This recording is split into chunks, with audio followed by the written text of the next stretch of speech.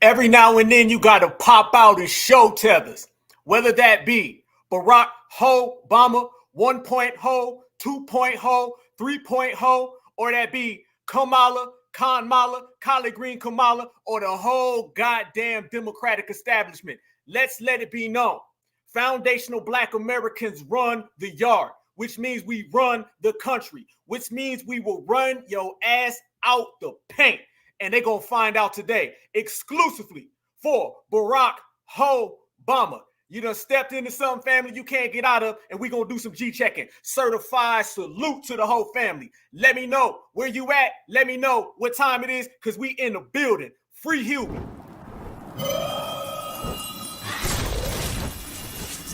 Black Alpha Network. Home of Black excellence. Power to the people.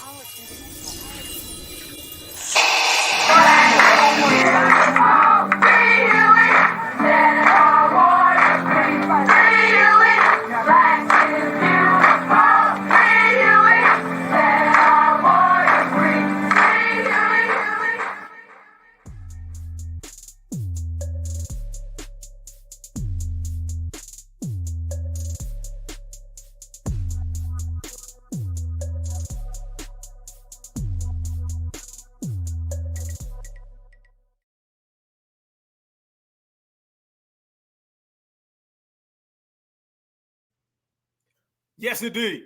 What's up, family? Happy Friday night, certified foundational Black Americans. We are already in the building deep, y'all. We already got almost 200 people. It looked like y'all done came in here for some real regulating, huh? It looked like foundational Black Americans about to plant that damn flag and let everybody know they done effed around, so they got to find out. I hope everybody's doing lovely. Who we got in the building? We got the usual family. We got some new faces in here. Yes, indeed. FBA first. FBA from Boston. Certified salute all the way. Yeah, won't be no Kenya up in here. No. Won't be no Jamaican, no fake 5th, 6th accents. No. There won't be any tethers up in here. It'll only be certified. Family, Barrack Obama had the nerve to come out and speak reckless in this generation. How long I've been telling people? We are not the yes we can era. We are the hell to the no era. So when you say people of color, hell to the no. When you say minority, hell to the no. When you say Africans Americans, hell to the no. And when you say Democratic Shield, we say an extra special, hell to the no. Never that. We in here today, y'all. We are going to represent the delineation process is in full swing, all right? The reparations generation is in full swing. I see you, Michigan, all the way live. Cali, I see you, all the way live. Certified salute. The family's in here, and we ready for it. Family, everything is lined up, and it's on the table. Everything that we talked about, this election right here. And as we've been working, grinding, shining, and we've been putting down that real FBA soul, right? You got the nerve to see somebody who never did anything for foundational Black Americans. The man who really started off this process of trying to politically hustle us, which now has us doing the political hustling. You can't hustle a hustler in FBA. We hustlers by birth. It's in the bloodline, y'all. Barrack Obama shows up just yesterday, and he starts trying to tell Black folks, he says, well, y'all basically need to go vote for Kamala for no reason. Y'all need to go ahead, keep them eyes closed, and I'm here to herd y'all all up. And I'm here to bring you back to the Democratic plantation. Why? Because he's Barrack Obama, and he said so. Well, guess what? We foundational Black Americans, and we say so. And it ain't going down that way, Obama. So when you come around us, Obama, you're going to have to understand you're going to get some regulating, Obama. And nobody regulates better than FBA. If you see a tether, point them out. You do some G-checking in the process. And I want to make it clear. When he comes out and he says Black men, he's talking about everybody. He's talking about all of us. Trust me, family. A lot of people are trying to say this Black men aren't voting for Kamala. We got some news flash for them, okay? And we almost got 300 people in here in 5 minutes, son. I know about half of that are my certified sisters. News flash for the Democrats, okay? Certified sisters, they ain't rocking with y'all neither. Certified sisters, they ain't voting for Kamala neither. Certified sisters are going to be right there on the front line when that Democratic plantation comes down. If you don't know, you know now. So when you got FBA brothers and you got FBA sisters and you got the whole foundational Black American family tree, The only thing you have left is the reparations generation. And we will be the ones who bring it all down, and you're watching it in full swing. You gotta love it. You gotta love it. Like I said, family, they ain't gotta like it. They ain't gotta love it, but they better respect it because they damn sure can't check it. Nobody is voting for Kamala Harris. And what's happening, y'all, they're seeing them poll numbers right now, and them poll numbers are in the trash. In the trash, family. You don't have Barrack come out less than a month away and do some type of rally where, by the way, there was like, 200 people there? Nobody was even there. And then he tried to do the black thing. The only reason that they're trying to pull that, y'all, is because they know they ain't got nothing. They know they don't have anything. They tried it all. They said, let's give these black folks food. We said, we don't want food. Tangibles. They said, okay, well, let's give them all lives matter. The hell with that. Tangibles. We want reparations. We want money. We want dollars. We want cents. This is the result, y'all, of being so thorough. This is what happens. We seen what it was when folks wasn't thorough. They got Barrack Obama, okay? And now that we are thorough, we rejected him. He got ran out the paint. Family, as we speak right now, Barrack Obama is jumping fences and he's running. He is scared right now. He don't know what to do. Everybody's checking him. Foundational Black Americans are doing some serious G-checking. Obama tried to shame us, and we end up checking him. What does that tell you in return? What does that tell you? Trust me, none of that went off. The person right now in the United States of America on this Friday evening who is getting roasted, getting destroyed, and getting completely G-checked the most is Barrack Obama. He thought he was going to come in with that 2009, right? He thought he was going to come in with that finger wagging. Oh, you ain't got the memo, bro? Oh, the finger wagging days is done, and they ain't coming back. No. He thought he was going to come in with the lecture. Oh, you ain't heard? No. There's a whole new generation now. No, it's all certified. Certified is no, we don't really do the lecturing, homie. You know, I'll tell you what we do. We do the regulating. So you try that, and then you're going to find out the hard way. And he's finding out the hard way. Brothers and sisters all across social media. Brothers and sisters, when you walk down the street, when you go to the store, if you go to work, everybody's talking, man, you heard Barrack Obama last night. Man, what the hell he talking about? Man, did you see Barrack Obama trying to talk reckless to us? Yeah, I seen it. What you feel about that? F him, all right? And he done F'd around and he gonna find out. That's what it is. The tides have turned, okay? This isn't a swing, it's swung, all right? We are a month away. It's real. We've been right here on the Black Alpha Network telling everybody about Barrack Obama and the Democratic plantation. And there's only one lineage that can stop it. The same lineage that is the only lineage that stands up to supremacy and stops supremacy. It's us, y'all. We've been talking about it 6 months ago, 3 months ago, 3 weeks ago, and we're talking about it right now. And Barrack Obama is the main one getting G-checked. Brothers and sisters didn't fall for that. Hell no. And we're using our power, that black empowerment. We're using it. No longer are the days of us getting on that plantation and doing whatever they tell us to do. Them days are out. It's out. You can't turn around. You can't spin it, y'all. This is real. It don't get more real than this. All right? The time is now. No better people than us. And Barrack Obama, he is learning. They will not Barrack Obama 2.0 us. What do I always say about victories, right? I always say our victories don't look like everybody else's. I'm going to show you what victories look like. I'm going to show you what political power looks like. I'm going to show you what it's like when the lineage, heritage, and culture says you will not play us, you will not hustle us, you will not benign neglect us. You're going to run them tangibles. We are 10 toes down. We standing on business. And if you do not give us what we demand, then we're going to sit back on election day and we're going to watch that $1 trillion plantation come to the goddamn ground. And then in the words of our great Michael Jackson certified salute to Janet Jackson, or should I say in the dance moves, we go moonwalk on that goddamn thing. Yes, indeed. Watch this right here, y'all. Here we go. This was Barrack Obama just yesterday coming out trying to lecture black men. And remember, every time they say black men, they mean black women, the black family. If you got a damn dog that's black, anything that is around us, they got a problem with. But we're here to let his ass know that it's a new time, it's a new day, and it's a new era. So in this episode, I'm going to show you that Barrack Obama signed bills and laws for every other community except for us. I'm going to show you that Barrack Obama been out here on boats looking like he having some Diddy parties, and Diddy's not there. He been having some Diddy parties on some boats, but there's been a whole bunch of Brads and a whole bunch of Kens. Yeah, he been having them Kenny parties. All right, it's one thing to have a Diddy party. He been having some Kenny parties. And we got the photos.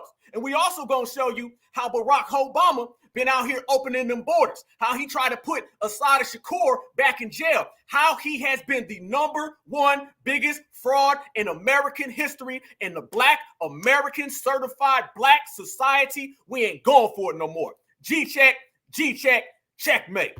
Is that we have not yet seen the same kinds of energy and turnout in all quarters of our neighborhoods and communities as we saw when I was running. Now, I also want to say that that seems to be more pronounced with the brothers, is that we have not yet seen the same kinds of energy and turnout in all quarters of our communities as we saw when I was running. Now, I also want to say that that seems to be more pronounced with the brothers. With the brothers? With the brothers? Hold up, wait a minute. You ain't never been our brother. You might want to hop on the boat and go back to Kenya to go find your brother, but your brothers ain't foundational Black Americans. And guess what? Neither is Kamala Harris's. They not like us. They not like us. They not like us. And it's funny how, family, it turns into the brothers when it's election season. Because way before he was trying to tell us about who the brothers was, he was also running around here calling Black men Pookie. Y'all remember that one? Yeah. This is what this man's been trying to do for the longest. Absolutely. Tether bomber. See, back in 2009, we didn't have the term tether. There wasn't a delineation process going. There is today. Back in 2009, it was all about Black lives, all lives, friends' lives matter. Now it's about foundational Black Americans. And if you're not talking that, then you ain't talking to us. You're not going to scold Black Americans into voting for Kamala Harris. No matter what you do, no matter how hard you try, no matter what you try to come up with, that ship is not even going to dock. It's going to fail, it's going to fail, and it's going to fail. The same way the whole goddamn Democratic establishment is. G-check. As we seen him coming out, talking that talk, notice, family, he's got his hand right here. He's got his hands in his pocket, his head's down. He don't want to really look and address the situation. But brothers and sisters been coming at him completely real with it. Let's talk about what the streets are saying. Y'all know we always talking about the streets, right? Let's go to what the streets are saying. Oh, it wasn't a whole bunch of Barack's right. We need to go vote. Somebody go tell the Democratic slave master they need a refund because he ain't working. Let the streets talk. How you feel, Black man, about Barrack Obama? Obama. With all due disrespect, man, go sit your duck ass down. Like we can't see what the just happened in the last 4 years and then the 4 years before that. Like our pockets and our account don't read the different numbers. Like we can't see we paying more for gas, groceries, and Snicker bars 305. That's my favorite candy, so of course I know. Sit your duck ass down, man. You want us to vote for Kamala? Tell us what the you did for us. I'll wait. Tell us what the gave you such a big voice for us. Like you did so good of a job. I'll wait. How trying to shame people into a vote. Tell me what the fuck you fist to do. You can't shame me. This is not high school. We don't play them semantic games around here, man. You mad at Black men because they got a fucking brain and they can use logic. We can actually see what the fuck our account look like. And you mad at that? Tell me something. Well, we got to get the Black man. Shut your duck ass up. Then Obama. With all due disrespect, man, go sit your duck ass down. That part. Look how brothers and sisters been coming at it. Sit down. That's it. You see how it's changed, y'all? You see how it's changed? You don't get more clear than that. Sit down. That's how brothers and sisters been coming at Barrack Obama. Simply telling him to sit down, be quiet, and you take orders from us because we run this. This is our yard. It's got our footprints every damn where. And the news has been going all across the whole damn country. I want y'all to see this, y'all. All across the country. Oh, we got receipts today. And when I talk about receipts, I'm talking about unlike ever before. This man's paperwork is dirty. See, he came around in an era where I don't know if the fax machine was broke, okay? But let me tell you something. It's completely on deck today. And the paperwork is coming out. I'm going to show everybody how Barrack Obama was the very first Tether who tried to manipulate the black community with a fake wannabe MLK policy, and how we've stripped all that away. And they spent trillions of dollars on him. And now he can't even move two black folks. Because if you notice, them brothers behind him weren't moving. They were just sitting there like, word, word, word, because they heard it before. The Democrats don't have the power no more. The Boule ain't got the power no more. The certified grassroots, we all got the power. And it's a hard pill to swallow, but they better go ahead and get used to it, because this is our time and we shining. Look at this right here, y'all. All across the country, everybody was calling it out and exposing it. This is it. In all quarters of our neighborhoods and communities, as we saw when I was running. Now, I also want to say that seems to be more pronounced with the brothers. He don't even say brothers right. He don't even say that right. It's more pronounced with the brothers. It's the brothers who said it. If you think about the brothers, then we all know who the brothers are. Nah, homeboy. Get it correct, come correct, or don't come at all. And guess what? You can't come around. I want to go back to this part right here, though, family. Look what he says.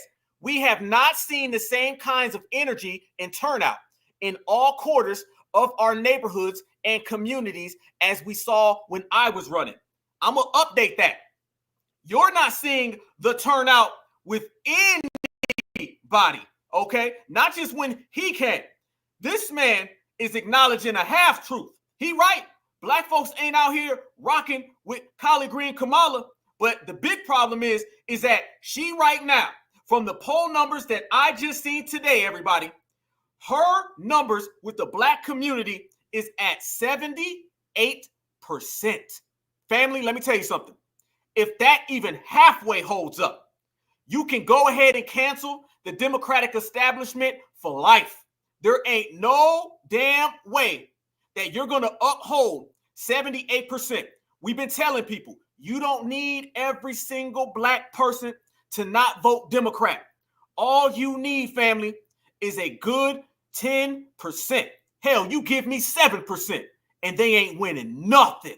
They ain't winning a damn thing.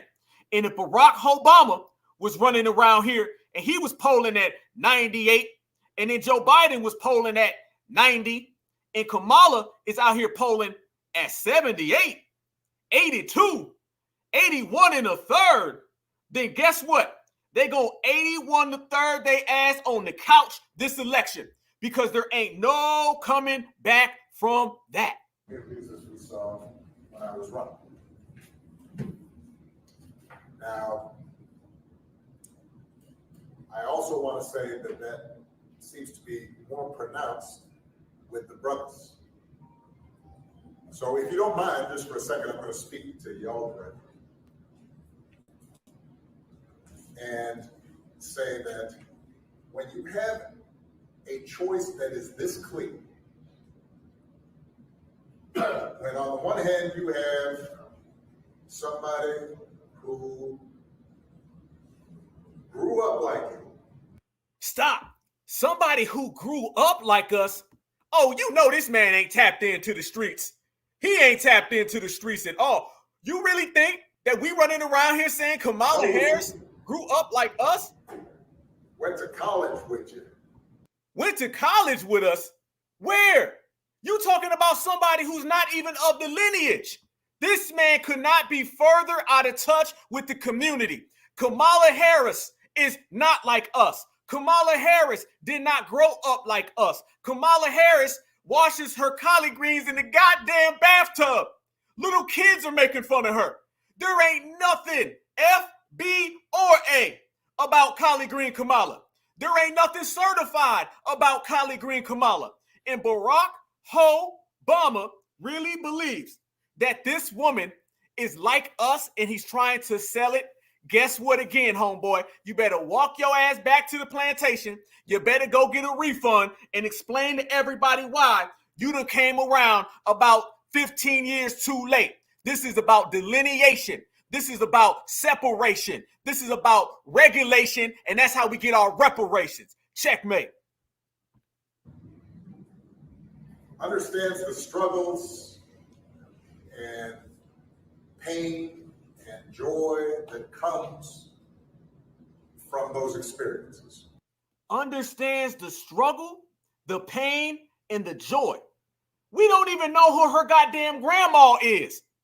We can't find her dad. Her dad lives down the street from her, and she still ain't seen her father.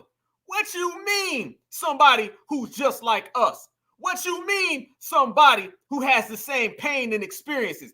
Don't try to use what foundational Black Americans have been through as some type of catalyst so you can get votes for your plantation. Family, this right here and that individual right there, he represents somebody who's never gave a damn about the community, somebody who's never gave a damn about what goes on, because he got to go back to Hawaii the same way she got to go on back to Canada. All right?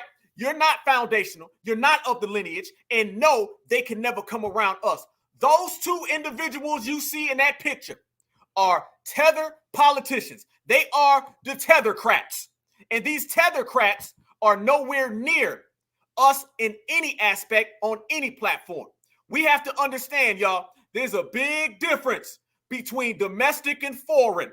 We are not allowing anymore these people to come into our lineage, come into our heritage, and pretend to be us while they elevate everybody else. And speaking of elevating, y'all see this pattern right here? Tell me y'all seen this pattern. What's funny about this picture right there, y'all? That right there is what they've been calling Black leadership. That's Black leadership. The guy in the top left, y'all remember about a year ago, right? In Tennessee, where they was trying to sell us those two little clown dudes? Yeah, look at that guy and look at his mother. And then I want you to ask yourself, does that mother look like your mother? Okay, move on. Then look at Collard Green Kamala and look at her mother. And then ask yourself, does her mother look anywhere like your mother? I'm just asking the question for the family. I'm just asking the question for the fam. Then I want you to go directly down to Barrack Obama and let me know, does his mother look anything like your mother? But they just told us that we all have one big shared experience. They all told us that we all get along, that we all friends, we all from the same side of town. Well, if that's the case, Obama, then how come none of y'all look like us? Nah. And what they don't like, y'all, is that we not going with this whole routine of, well, they look like us, so they are us. You know what we saying? You know what we saying, certifies? I'm going to tell you what we saying. Absolutely, Iron Will. They not like us. And guess what else? They damn sure don't even look like us. There's a big difference between a light-skinned, foundational Black American freedman and a melanated immigrant. I said it. Y'all remember that. I'm going to put that on a big-ass t-shirt, okay? A light-skinned, foundational Black American freedman is different than a melanated immigrant. They're going to get anybody around the earth with a little piece of melanin, and they saying they got your struggle. No, they don't. These people never sat through anything. They never had to deal with chattel slavery right here in the United States of America, the black codes. No. Jim Crow, every day, home ownership declining, okay? They don't have to deal with education and economic deprivation. No. They never have to go through the Montgomery bus boycotts. No, they not like us. No. And how do you know Barack Obama's not like us? Because before he was talking about the brothers, and we need to speak on the brothers. How many of y'all, let me ask y'all this question. We got the family in here. Damn, we already got almost 1,000 people in here. We almost got 900 folks right now, and we cooking. Everybody in here, if you're here, make sure y'all know how we do things. Y'all know how we do. Make sure you smash that like button. Make sure you subscribe to the Black Alpha Network. If you're here right now, right as I'm speaking, right now, go subscribe because the receipts is rolling in and we cooking. Check this out. How many of y'all remember when Barack Obama was running around here and he was talking about your cousin Pookie? Yeah, because long before he started talking about the brothers, he was talking about Pookie. And he was saying that black folks need to call their cousin Pookie on the phone. Family, how much more disrespectful can you get than to tell black folks call your cousin Pookie. Now, we didn't seen his grandma, or excuse me, we seen his mother, we seen his grandma, we seen his father. Where in the world did he ever pick up some Pookie, right? Your cousin Pookie. You know where he got that from, y'all? I'm going to tell you where he got that from. He got that from his mother and his father, okay? His father, the same person who calls in nowadays the Twitter spaces and say, "What are you doing? Pick up your pants, black man. I came here with 2 nickels and made more than you." And he was calling black folks in America Pookie. And then his mother on the Mayo side of town, she was calling black folks Pookie. I've never seen a black person in a derogatory fashion call another black person Pookie. You would not go to a Latino event and say, "Hey, you make sure you tell Jorge and Julio to go bring some burritos home." He would never do that. He would never go talk to Asian folks and say, "You go tell Mr. Yao, go tell Chung Lee and Bruce Lee and Jackie Chan to come on over. So don't do that to us." You wouldn't talk to them that way. See, this is the difference. You go back about 12 years ago, Obama did anything. The man showed up, sang a song. Instead of writing hate crime laws for us, he wrote them for everybody else. The ultimate disrespect. Ain't nobody rocking with Obama. Obama's time is up. We ran him out the paint. It's over with. You can't come back around, FBA, homeboy. No. And I've been waiting on this, okay? We've already G-checked everybody. The Democratic shields are done, all right? Roland Martin out here begging for money, all right? He begging for money, coming up with fake Cash App schemes. I got some receipts on that too. Yeah, Roland Martin is begging for money again for the 15th time, and he's coming up with fake Cash App schemes. You know why? Because the Democratic shields have been cut off. Oh, word on the street, there's a lot of dissension going on in the Democratic plantation. And do you know why the dissension is occurring in the Democratic plantation? It's because they can't get us to vote. Listen, if they don't get black Americans to vote, they don't win. If they don't win, they get fired. And next thing you know, Barrack Obama, oh, he's on that phone right now. If he can stop running because we're running him out the paint. He's talking to his masters. And his masters are saying, "Whoa, wait a minute. You were supposed to dog black men, and then we were supposed to wake up Friday morning and everybody was supposed to be talking about Kamala." It backfired. And now everybody's saying, "Well, goddamn, Kamala ain't getting the vote even further. We weren't going to vote for her any goddamn way. Now she really ain't getting the vote." You see what happens? Did it not go backwards? Yeah, it backfired. Every plan they come up with is failing because we're on code. You're seeing the ramifications. You're seeing the results of FBA being on code, all right? You see what it's like when we weren't on code because Obama wouldn't even be here. The fact that you're seeing us right now on code is the reason why Barack Obama disappeared. Man showed up yesterday about this time, and he's gone by today at this time. We ran his ass out the paint that fast. Checkmate. Check this out right here, y'all. Check this out. Y'all remember when Barack Obama was running around and he was calling black men Pookie? Yeah, he said, "You go get Pookie to vote." Remember, he just called us brothers. He said the brothers need to go vote. What's up with the brothers? Okay, but it wasn't brothers a few years ago. A few years ago, it was pick up your phone and tell your cousin Pookie he needs to go vote. Watch this. Booing doesn't do any good. Vote and get your friends to vote. Get Uncle Joe to vote. Get Pookie to vote. Booing doesn't do any good. Vote and get your friends to vote. Get Uncle Joe to vote. Get Pookie to vote. Stop. Look who's behind him, y'all. Let's go there. Yeah, let's go there. It ain't just the whole Pookie joke. No. Look who he's saying that behind. W.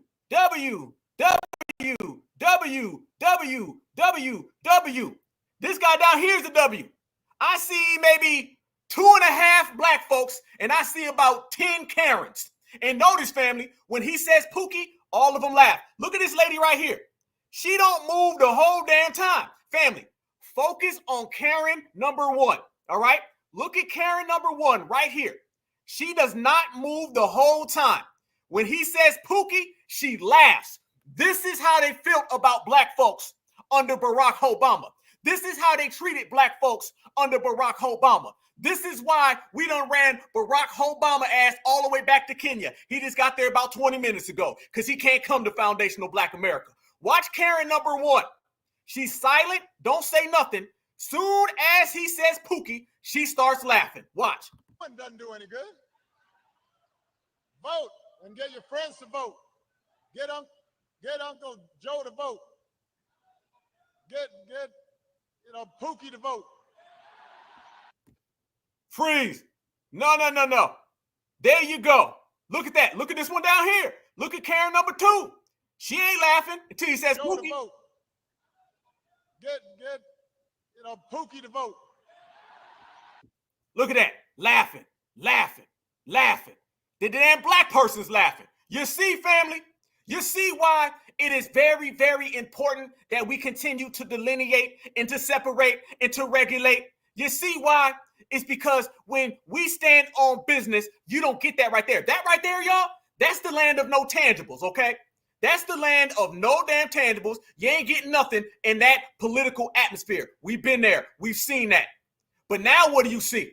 You see us standing on business, and he don't know what to do. He don't know where to go. People were literally laughing at us during the Barrack Obama administration because it was real funny. But guess what, y'all? That wasn't the only time he said Pookie. No, the man went around and called us Pookie everywhere he went. It was a campaign slogan. It was a campaign phrase. He showed up, he said, go vote. And then he said, y'all go get your cousin Pookie. Watch, he said it again. To make phone calls. I need you to knock on doors. I need you to call up cousin Pookie and say, cousin Pookie, cousin Pookie, cousin Pookie, cousin Pookie, and say, Pookie, it's time to vote. Really though, FBA, my certified foundational Black American family, that's the way they try to come at us. This is who they said go vote for. That's the party that they say needs to get 99% of the vote every single time. Hell no, we ain't going for it. You got to be held accountable for that. Now, mind you, the same individual who was calling us Pookie everywhere he went, he also was turning around and now he's calling you brother.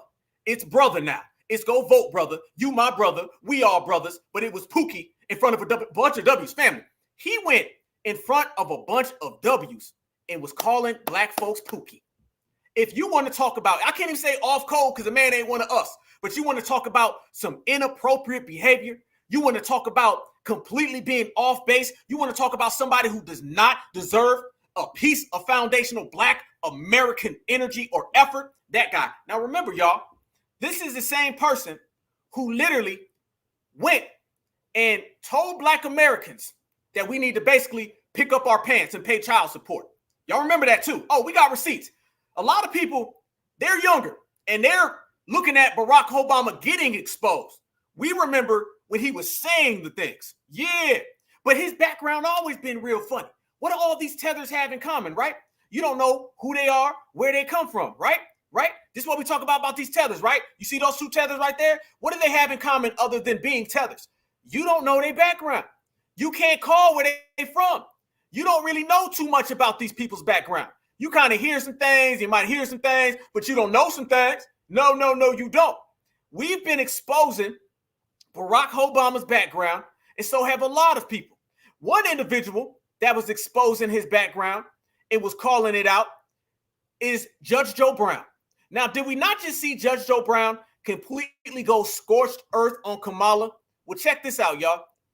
Judge Joe Brown was calling out Barrack Obama quite some time ago. And he was talking about how Barrack Obama didn't come from those real rough backgrounds because who he's related to, that he actually had trust fund money and was doing well. Remember, you don't just go to Harvard and Yale and Ivy League schools if you just a regular person. You don't just go to class ass everything unless you are getting it big. But watch Judge Joe Brown. Man, why are you attacking somebody black? I said, black people didn't put this up. They didn't have anything to do with this. Well, I heard them planning. The Obama administration did. Well, that's it. Obama, what did he do for the black race? Nothing. Question you might ask: who's the richest man to ever be U.S. president?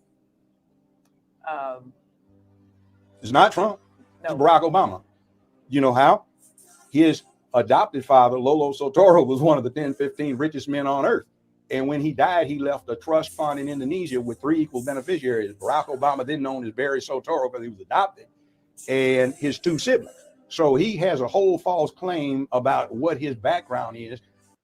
A whole false claim about his background? Family, ain't that the same exact thing that's going on with Kamala Harris? Ain't that the same exact thing that's going on right now? So is this what we mean when we say Barrack Obama 2.0? Is this the same thing, family? It looks just like it. It wouldn't look the same if it wasn't true. But when he got into the White House, he'd been working for a law firm that represented his daddy. He got lauded by Goldman Sachs, who financed most of his daddy's American investments. He protected British Petroleum when they had the blowout in the Gulf, because guess what? His trust fund had heavy investments in BP. So we get through this whole mantra, and even affordable care, Obamacare. You know who drafted it? Senior Tennessee Republican Senator Dr. Bill Frist, when he was Republican Senate Majority Leader. Why? His family founded Blue Cross, Blue Shield, and most of the HMOs. His family's making a killing. So he retired from the Senate in 2010 when the Obama administration got past his drafted act from 2003. It's his game. And I don't have any problem with Trump either. I'm looking at lowest black unemployment rate since Lyndon Baines Johnson, more money to historically black colleges and universities at any time since Lyndon Baines Johnson. I mean, more Americans back to work. You know, like, what did you get for the last three? Oh, and then this. You know that joke that they do about George W. Bush feeding Michelle candy? The inside thing on that is it's the same candy he fed her husband when he was 6, 7 years old. See, the Sotoros and the Bushes go back 40 some years. Checkmate. There they go. Who run it? I be damned. I be damned. I be damned. How you got Judge Joe Brown saying the same thing about Barrack Obama that he's saying about Kamala Harris, okay? And they're both two tethers put in front of us to elevate people above us. It's the same exact thing. It's the same exact play, y'all. Same exact play. So if you listen to what he was saying, that background, that paperwork, extremely dirty. Extremely dirty.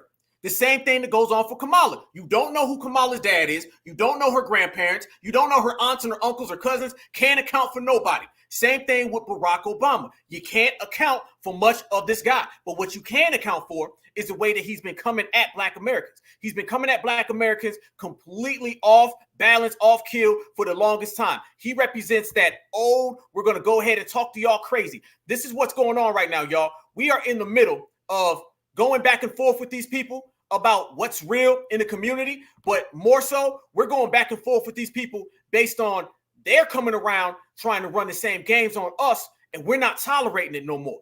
We're not going for it no more. And we've been calling it out. What happens when the Democrats can't give you a Tether Democrat politician? What happens to them? Exactly. What happens to the Democrats when they can't hit you with misinformation? Go vote blue. And let's go there about Obama. Obama's the same man that has 60 and 70-year-old women going out there, sitting in the damn cold, pulling that lever and voting for him. This is what it is. And he turns around, he calls you Pookie, and then he elevates everybody else above you. Something else that Barack's been doing, y'all tap in. The receipts is coming fast, family. We got so many goddamn receipts, it's hard to count them. We just gonna throw them out in the atmosphere. Let's do the thing. Look at this. This is what brothers and sisters been out here saying about Barack Obama. We talk about the streets. Nobody is rocking with him. The headlines have come back, and everybody is saying, Barack, you better get the hell on out of here because you can't stomp with us. This message goes out to Barry, better known as Barack Hussein Obama, telling me and other Black men how we should vote for Kamala Harris. Let me tell you something here. Number one, Kamala did not grow up like me. She grew up in upper middle class. Really, that don't matter. I'm voting on policies, and her policy sucks. So Obama, keep your mouth shut, okay? You're the gatekeeper. You kept the gate on a lot of Black people being ignorant. Quite a few of them have awakened to the lies of the Democrat Party. So Barack Hussein Obama, kiss our ass because we voting for Trump. Damn. Damn, Barack Ho. Damn, Barack Ho. Damn, damn, damn. Let's keep it a buck. You don't look at that man mad right there, ain't he? He mad. That guy mad. This is what's happening out here in America. This is all within the last 24 hours, family. This is what's been breaking out here in the streets. Folks was pissed off at Barack Obama, real mad, calling him out left and right because of this right here. Obama has been giving Black Americans benign neglect and fake dictatorship. That man mad. They done pissed that man off. Look, hey, you know you mad when you ain't even looking at the camera, but you still mean mugging. He mean mugging the road. That's how mad this man is. But it's all across America. Everybody's talking about it. Everybody's going in on it. Everybody's exposing it. Because remember, y'all remember when Kamala Harris came out and said, y'all want me to do something for Black folks? No, I ain't gonna do nothing for y'all. Remember that? Well, Barack Obama had the same exact thing. It's just nobody called it out. When Kamala said it, we were on code and we framed it. And Kamala still can't run from that. But do y'all remember when Barrack Obama said the same exact thing?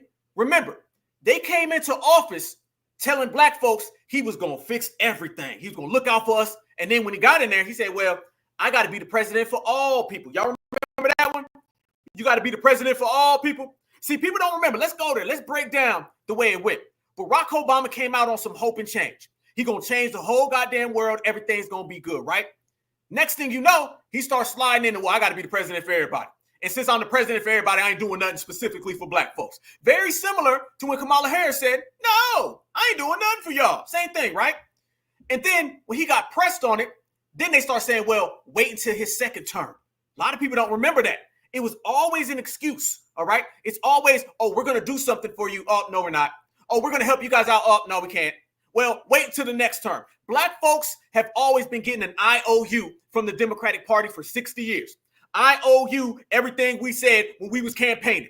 I owe you everything that we said we was going to do when we went to your barbershop, or we went to your church, or we went to your schools. We just owe you every goddamn thing, because what we say when we want your vote ain't the same as we give you when we get your vote. Now, once you do vote for us, all the Asians, the Latinos, all the W's, every goddamn body, the weather gonna get more tangibles than Black folks.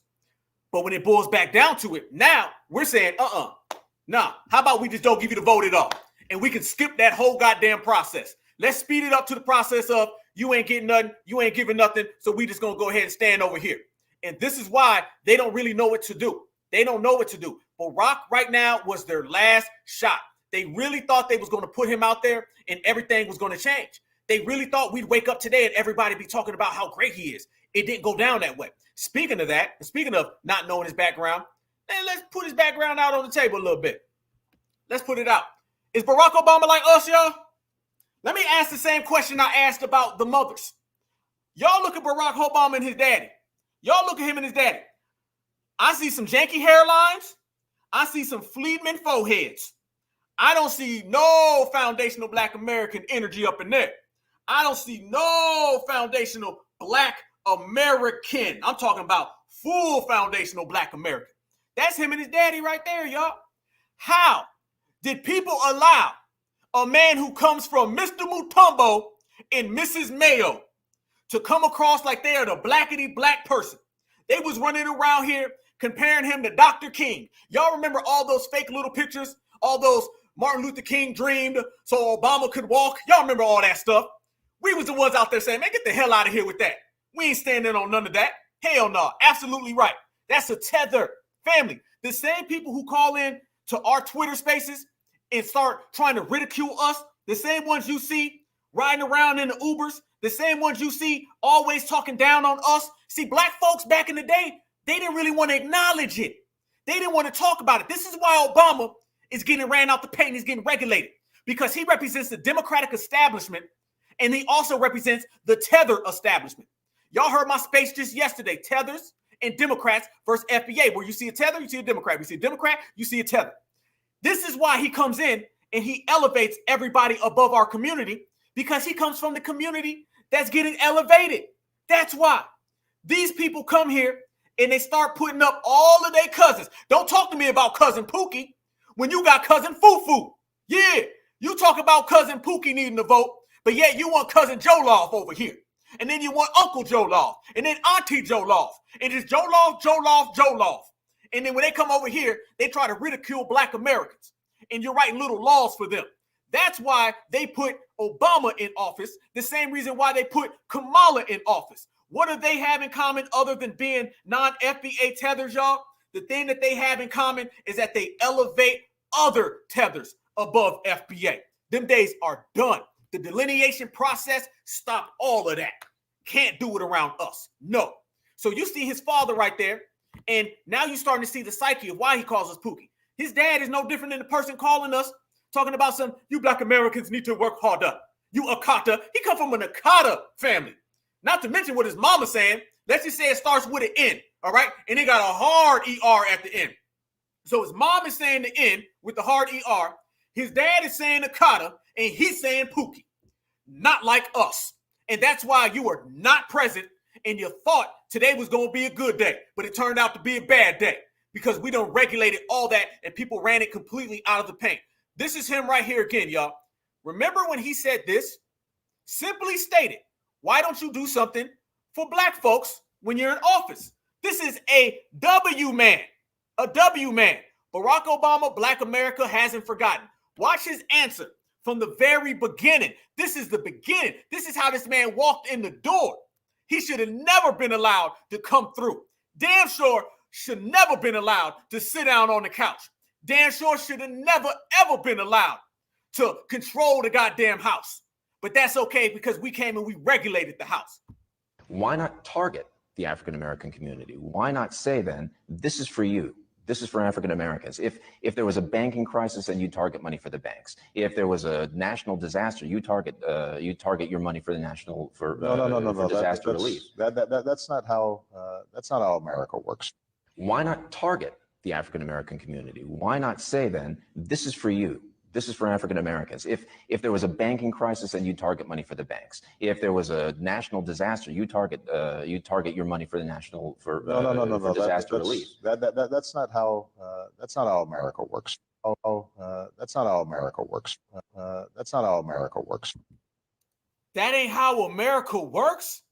Family, that's his version of Kamala saying, I'm not going to do anything specifically for you. This is how he came in the door. When he wasn't dancing on Ellen, or he wasn't doing the pop, lock, and drop it at the black church, this is what his policies were. They were, I'm not going to do anything for you because that's not how America works. Translation, you ain't getting nothing from FBA. You can't have nothing for FBA. You're not going to do nothing for FBA. And that's why FBA are not going to give anything in return to him. Yes. But you know, I found something else. Barack Obama also, on top of that, that's just the tip of the iceberg. Barack Obama also told everybody that he wasn't going to do anything for Black Americans because he didn't want to upset immigrants. Yeah. He said he didn't want to upset immigrants, family. I got it right here, and I'm going to show y'all. This has not been shown in the mainstream. Not at all. I want y'all to look at your screen right now. When Barack Obama was asked about reparations for Black Americans, this was the answer that he gave. He simply stated, y'all, that he didn't want to do it. It says, so the bottom line is that it's hard to find a model in which we can practically administer and sustain political support for those kinds of efforts. And what makes America complicated as well is the degree in which is not just a black-white society. The person asked him, how do you feel about reparations? His answer is this. So, and this is what's in the red circle. So how do Latinos feel if there's a big investment in just say the African-American community? And they're looking around and saying, we're poor as well. What kind of help are we getting? Or the Asian Americans who say, look, I'm first generation highlighted immigrant.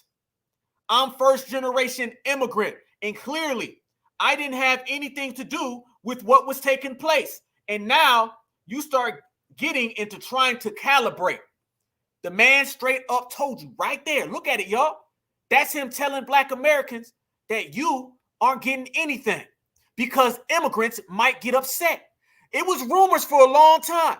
There was a lot of rumors. People weren't sure if he really said that. It's confirmed, y'all. He did. He told us that he couldn't do anything for us because he doesn't want to make Latinos mad. Because he could make Latinos and immigrants mad. First generation. He didn't even say second or third.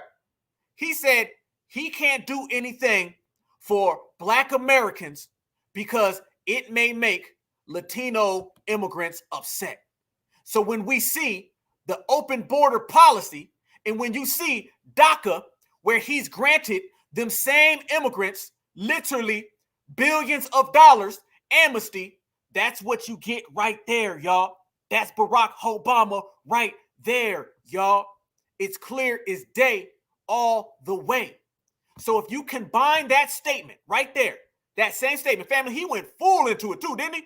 He went full into it. He gave the guy an even deeper explanation than what the guy asked for.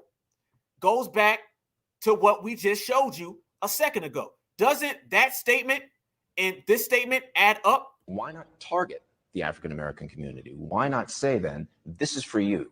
This is for African Americans. If there was a banking crisis, then you target money for the banks. If there was a national disaster, you target your money for the national for disaster relief. That's not how America works.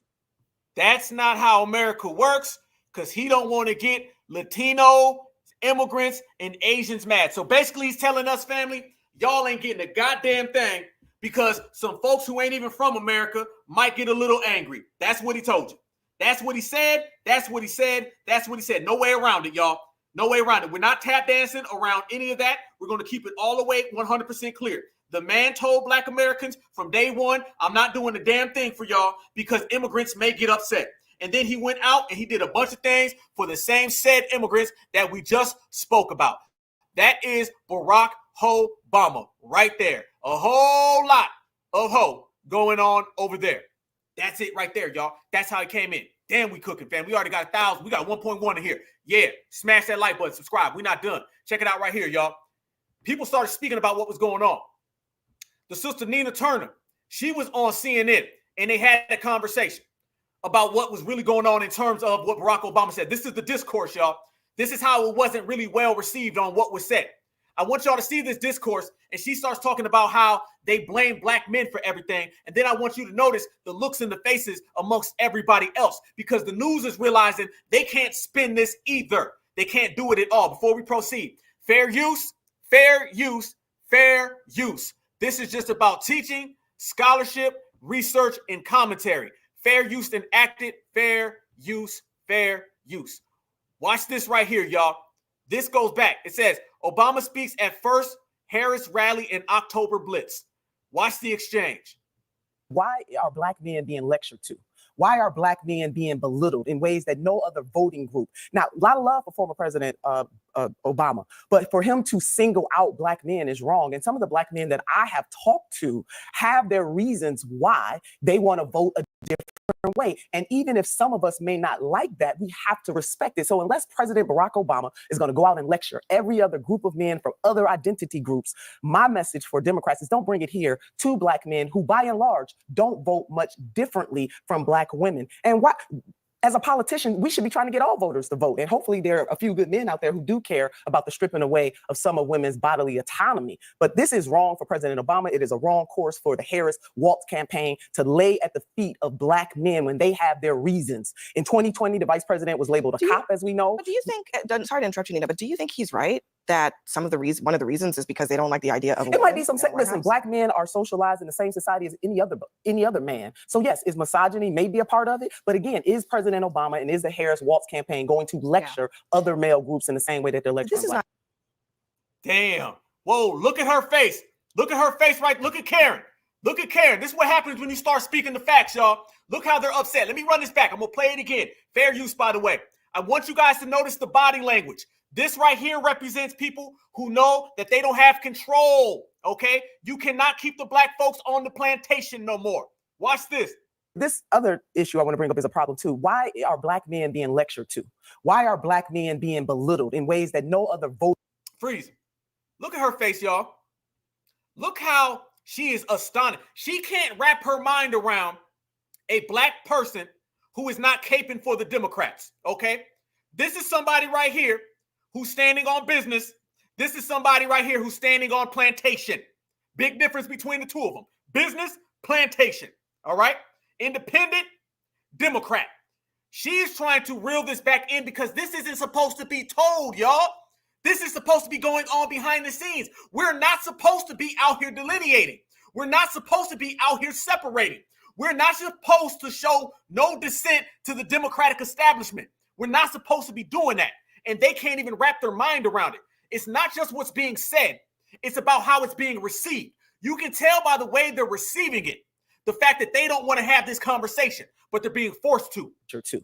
Why are black men being belittled in ways that no other voting group? Now, a lot of love for former President Obama, but for him to single out black men is wrong. And some of the black men that I have talked to have their reasons why they want to vote a different way. And even if some of us may not like that, we have to respect it. So unless President Barack Obama is going to go out and lecture every other group of men from other identity groups, my message for Democrats is don't bring it here to black men who, by and large, don't vote much differently from black women. And why, as a politician, we should be trying to get all voters to vote. And hopefully Freeze. Notice what she said. Notice what she said. It's only black folks. This only goes on with black people. We say it all the time right here. No other community gets told that they have to stay on a plantation. Why are we even having this conversation? This is what we mean when we say that there's a different set of rules with us and they treat us like political property. We're literally having in the year 2024 a conversation about why black men need to stay on one party. That doesn't go on anywhere. Before you get to the point where you start talking about Barrack Obama, you start talking about Kamala Harris, you got to start from the fact that they believe that they own us. All right. This is the same conversation they had in slavery. That's why I say it's extended slavery, y'all. It's modern day slavery. Black folks are supposed to stay on the Democratic plantation. Have you ever seen this same conversation and they're talking about Latino men? Nope. Have you ever seen this conversation and they're talking about Arabic men? Nope. What about white men? Nope. This conversation only goes on with us because they are right now desperate. They feel that they're losing grip of the property that they own for 60 years, which is black folks in the black vote. We are in historical times. And it's not just historical times because we're on the sideline watching it. No, we're on the court and we're dropping 50 on them. Straight up. Nothing but net. There are a few good men out there who do care about the stripping away of some of women's bodily autonomy. But this is wrong for President Obama. It is a wrong course for the Harris Waltz campaign to lay at the feet of black men when they have their reasons. In 2020, the vice president was labeled a cop, as we know. But do you think, sorry to interrupt you, Nina, but do you think he's right that one of the reasons is because they don't like the idea of... Look how she just talked around what she said. Look how she just talked around it. Whoa. Yeah, everything you just said, okay? But ain't it about misogyny? You see how she's trying to pull it back into misogyny now. That's what this woman's trying to do. She's trying to say, well, let's talk about misogyny real quick. We need to have a conversation about that. No, that is not the conversation. Notice, family, this plantation lady, she doesn't see any problem with black men being dictated to, being targeted by Barack Obama. She only wants to say what Obama said. That shows you again. And by the way, just keeping it a buck 52 in the third, y'all. Yeah, look at the hair. I'm just saying. Look at the hair, y'all. Look who has a black American cultural look, and then look who has a mayo mayonnaise cultural look, okay? This is the difference. If you see a Democratic shield, it ain't hard to tell because they stand out, because they probably look like the nearest Karen or Ken that you've seen walking.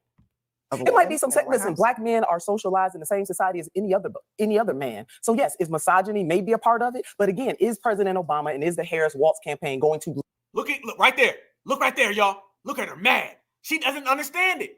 They cannot understand the fact that black American men are not voting for Barack Obama, not voting for Joe Biden, not voting for Kamala Harris. They cannot wrap their minds around it at all, family. That is what we're talking about. These folks are completely off balance. Lecture other male groups in the same way that they're lecturing. This is not. There you go. And they're never going to. Never going to. Family, y'all notice that black men and black women are the only people from the same community who are talked about separately, politically? Y'all notice that, right? Have you ever seen a conversation about the white woman vote and the white man vote? Because white women, they voted for Donald Trump the most.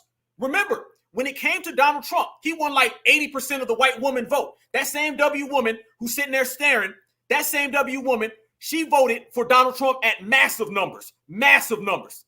Nobody calls that out, okay? No one says the Latino women vote. Matter of fact, let me ask y'all this question.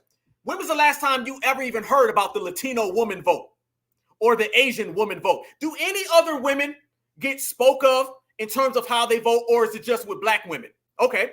How many times do you hear people talk about the Asian man vote? You don't even hear these terms. It sounds crazy saying it. The Asian man vote. Okay. The Latino man vote. They don't ever separate these two when it comes to gender. They only pull that game on us. When it comes to black Americans, then they want to get gender. Then they want to get side of town. They want to get to the goddamn county you're from. This is how they split us up and divide us. Who is more anti-black American family than the Democrats? I'll wait. Right now, it's election season. Do you see Donald Trump running around here talking about black men and black women like we from two different planets? Or do you see Kamala Harris and Barack Obama doing that?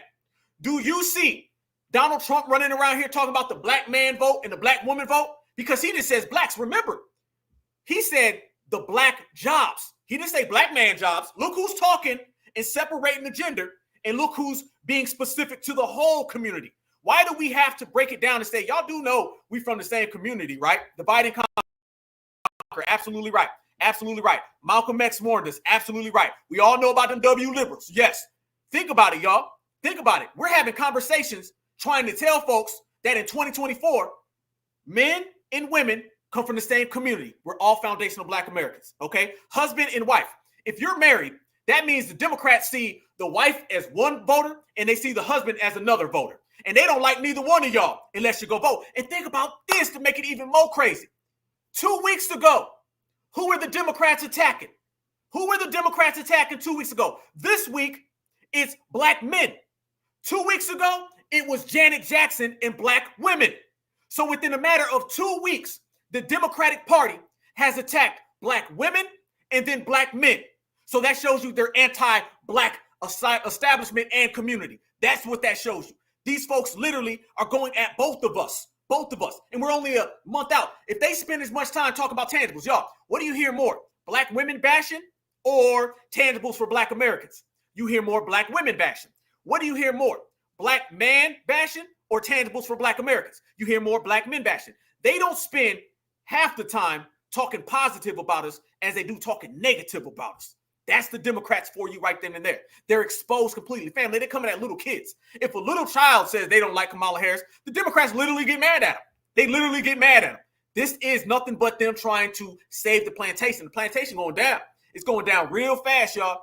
Real fast. They're out here using every single tactic they can come up with so they can get black Americans to go back to that plantation. That's what it's always about, y'all. This is, as I said, pivotal times, y'all, but we're not on the sideline. We are on the front row. Speaking of being on the front row, check this out right here.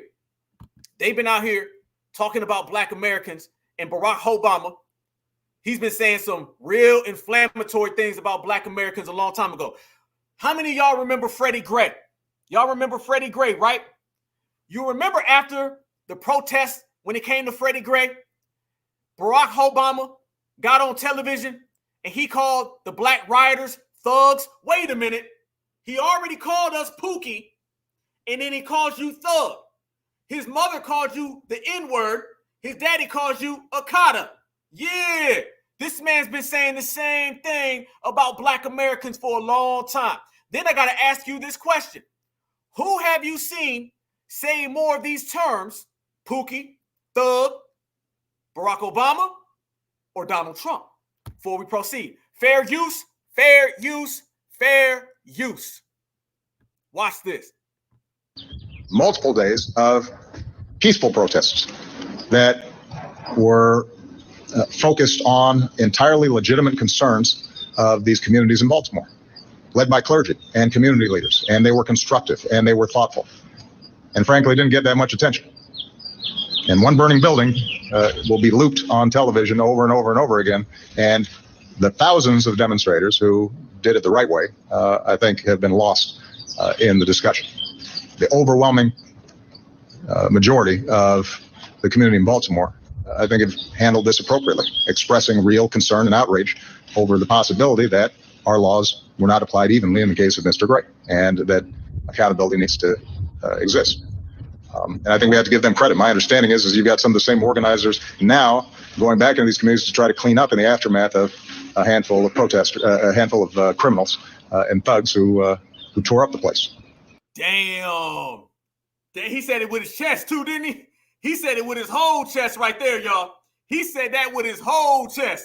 That man, I forgot that he said criminals too. So we can add criminals to the list. You have criminals, Pookie, and thugs. That's what you got with Barack Obama right there, y'all. Criminals, Pookies, and thugs. That's how he feels about black people. Yeah, I didn't hear nobody from the dominant society saying it like that during this time. That was Barack. Remember, y'all, this is when he was president of the United States of America.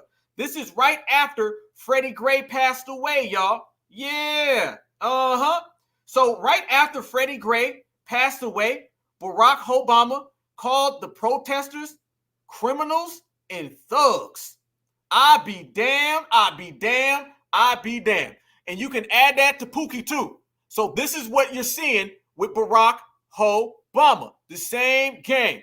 This man has always felt contempt for black Americans. The same organizers now going back into these communities to try to clean up in the aftermath of a handful of protesters, a handful of criminals and thugs who. Notice how he was gonna say, well, you know, protesters. Then he got stopped and got mad. He said, man, criminals. How about that? Criminals and thugs, just like Pookie Low. All right, Pookie, he's a damn criminal and thug, and so the hell is all of these other folks. So this man has a gang of things that he said that have been derogatory about black Americans, because that's how he feels about black Americans. That's Barack Obama right there, y'all. The man is absolutely irrelevant. Absolutely irrelevant. Calling black folks all types of names in the book. He's always disrespected black people. All right. He's always had a bunch of contempt for black people. This is what it is. But y'all notice he don't talk like that. No. Oh, I think we gotta. Is this a shield? Trump is 10 times worse. Project 2025, Agenda 40. Oh, family, we got a Democratic shield up in here. Oh, that's Democratic shield all day. Oh, right there. Trump is worse. Project 2025 and Agenda 47. Okay, but here's the difference, though. Here's the difference. That's make-believe, though. We ain't seen that, though. You know what I'm saying? But Rock, we just showed you what he said, all right? And we've actually showed you what Barack's done. We showed you the statistics on what Barack has actually done, like physically, all right? We're talking about things that have actually happened in reality. You're talking about something on paper and fantasy. You see the difference, y'all. You knew the shields was coming. You knew the shields was coming, y'all. That's what it is. Tell me how is Donald Trump 10 times worse? That man didn't even say 1 times worse. He said Donald Trump is 10 times worse. How is Donald Trump 10 times worse based on what logic? What you're saying? Words? Is this what we're talking about? Because let's be real, they don't like Donald Trump's words. Okay, Barack Obama had policies. Joe Biden has policies. Kamala Harris has policies. Those 22 million illegals, them ain't words. That ain't a project. That's happening right now. Yeah, absolutely. Project 2025 is not Trump's plan. And guess what?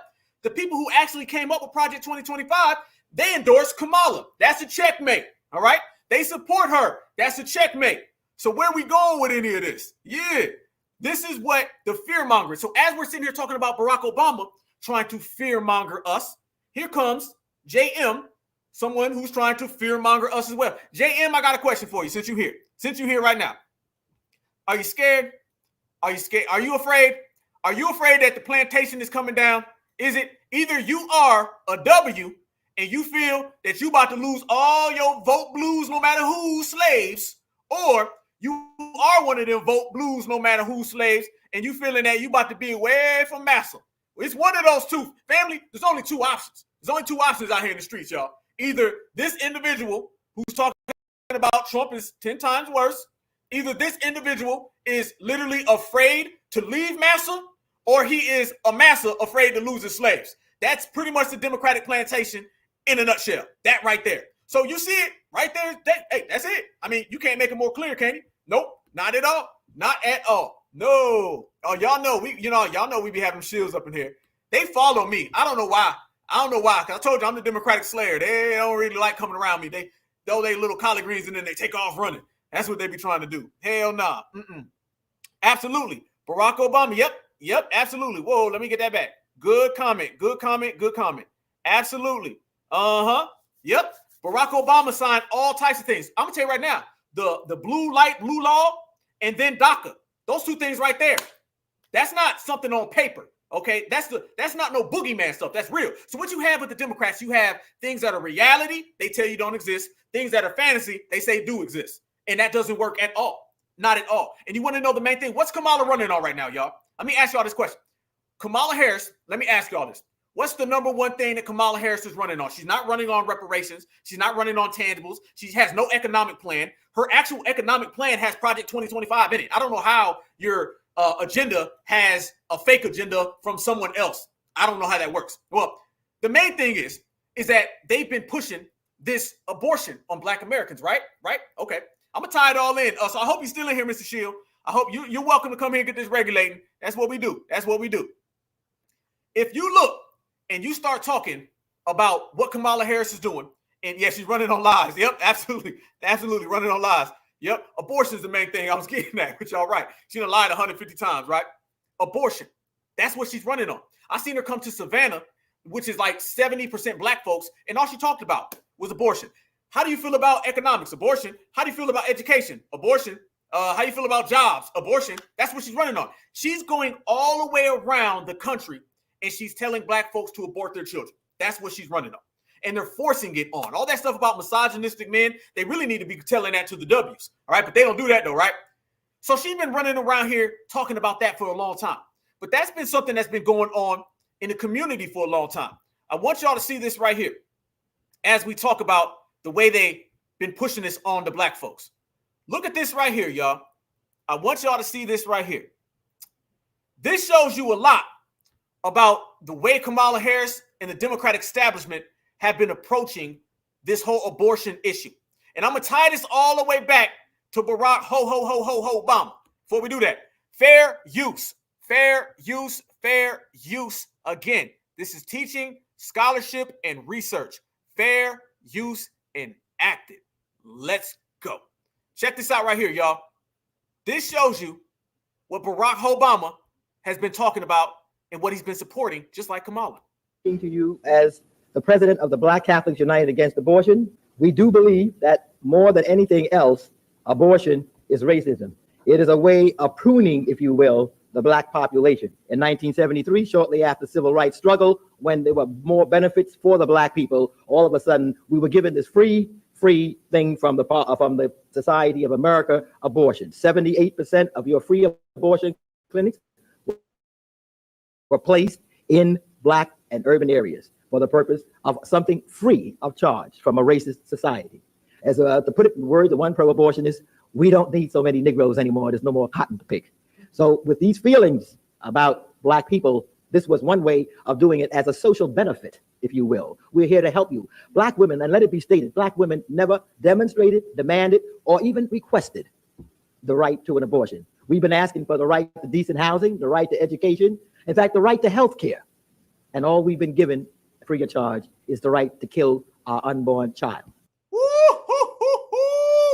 Folks been on code. On code ain't nothing new. On code ain't nothing new, y'all. We been on code out here in these streets. They come around and they say, oh, you can get this free of charge.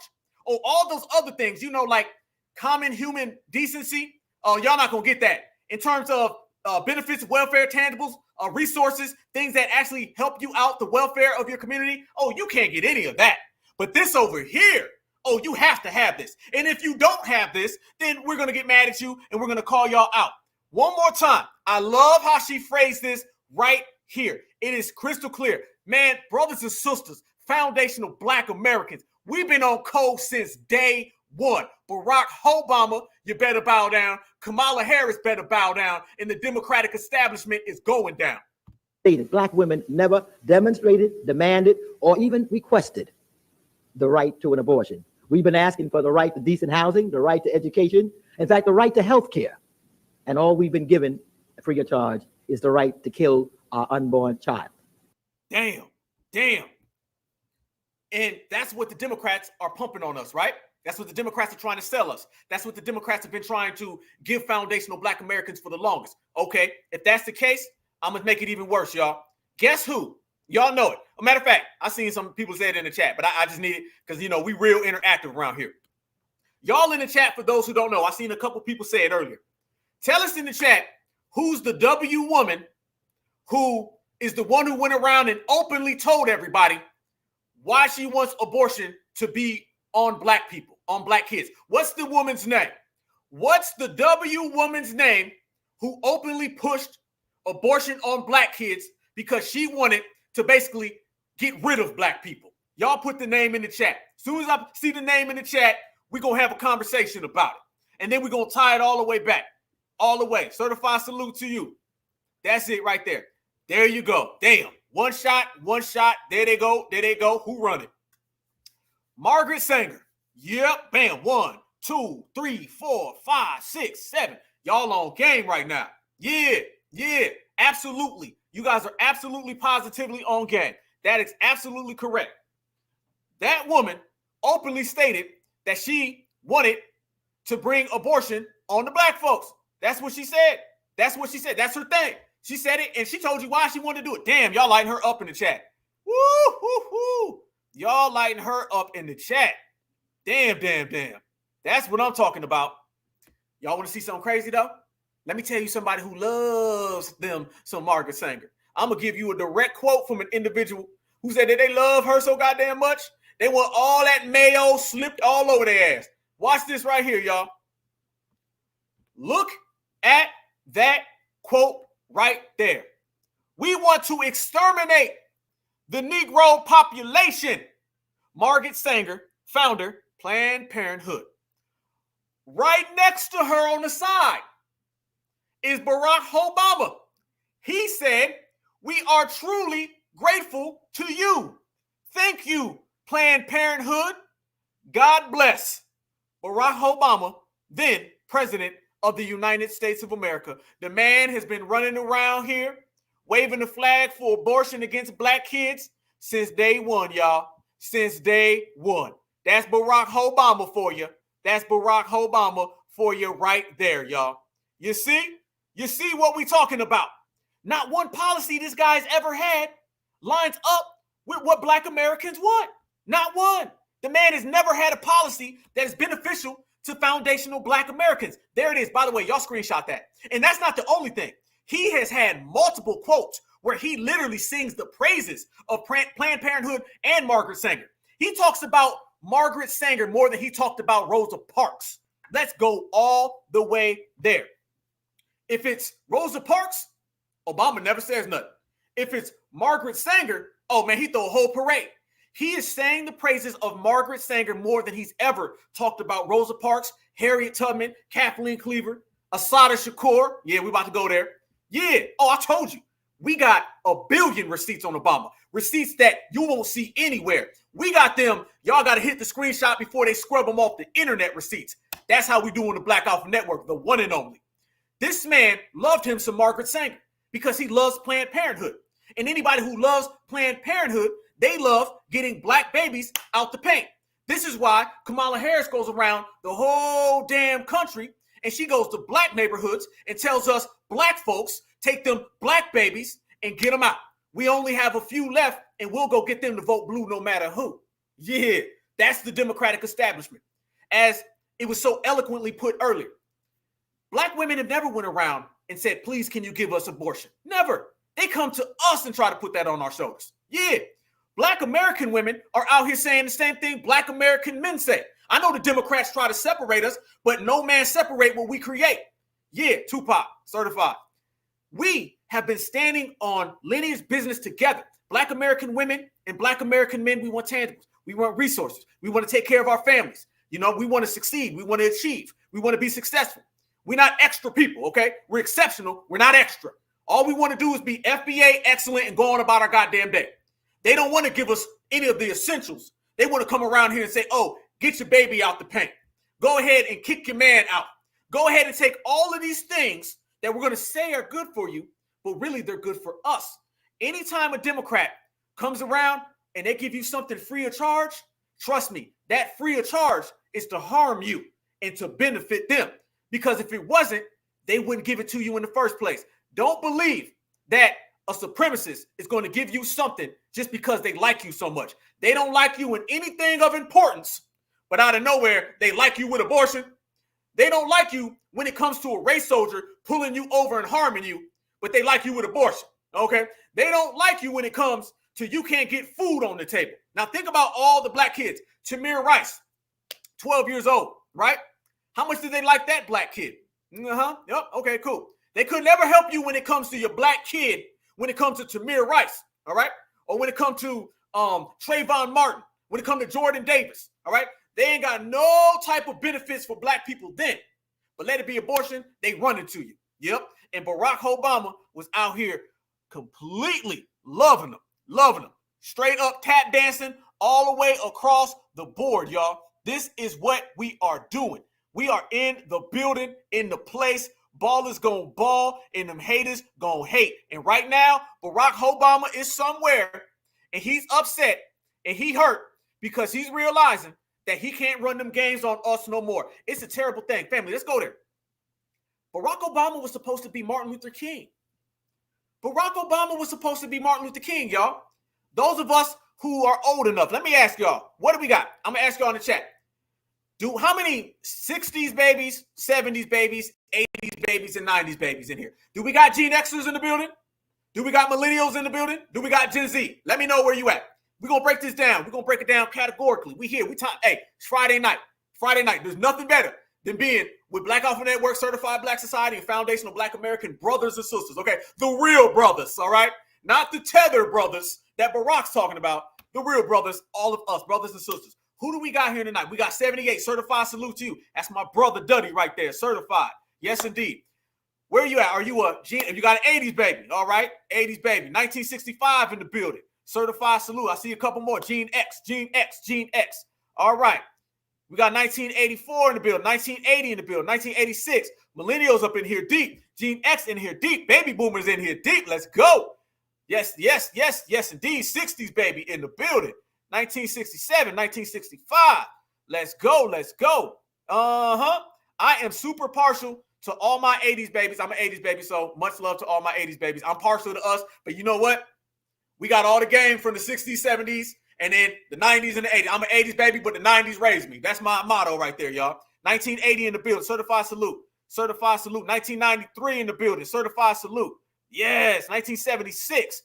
Man, we got a rich history. Every time I see you guys tell me where you what age you are, or you know what I'm saying, the year that you were born, the first thing I think of is what magnificent thing was going on while it was happening. 1944 in the building. Okay, let's go. Love me some 1944. I ain't mad at that. Millennials in the building.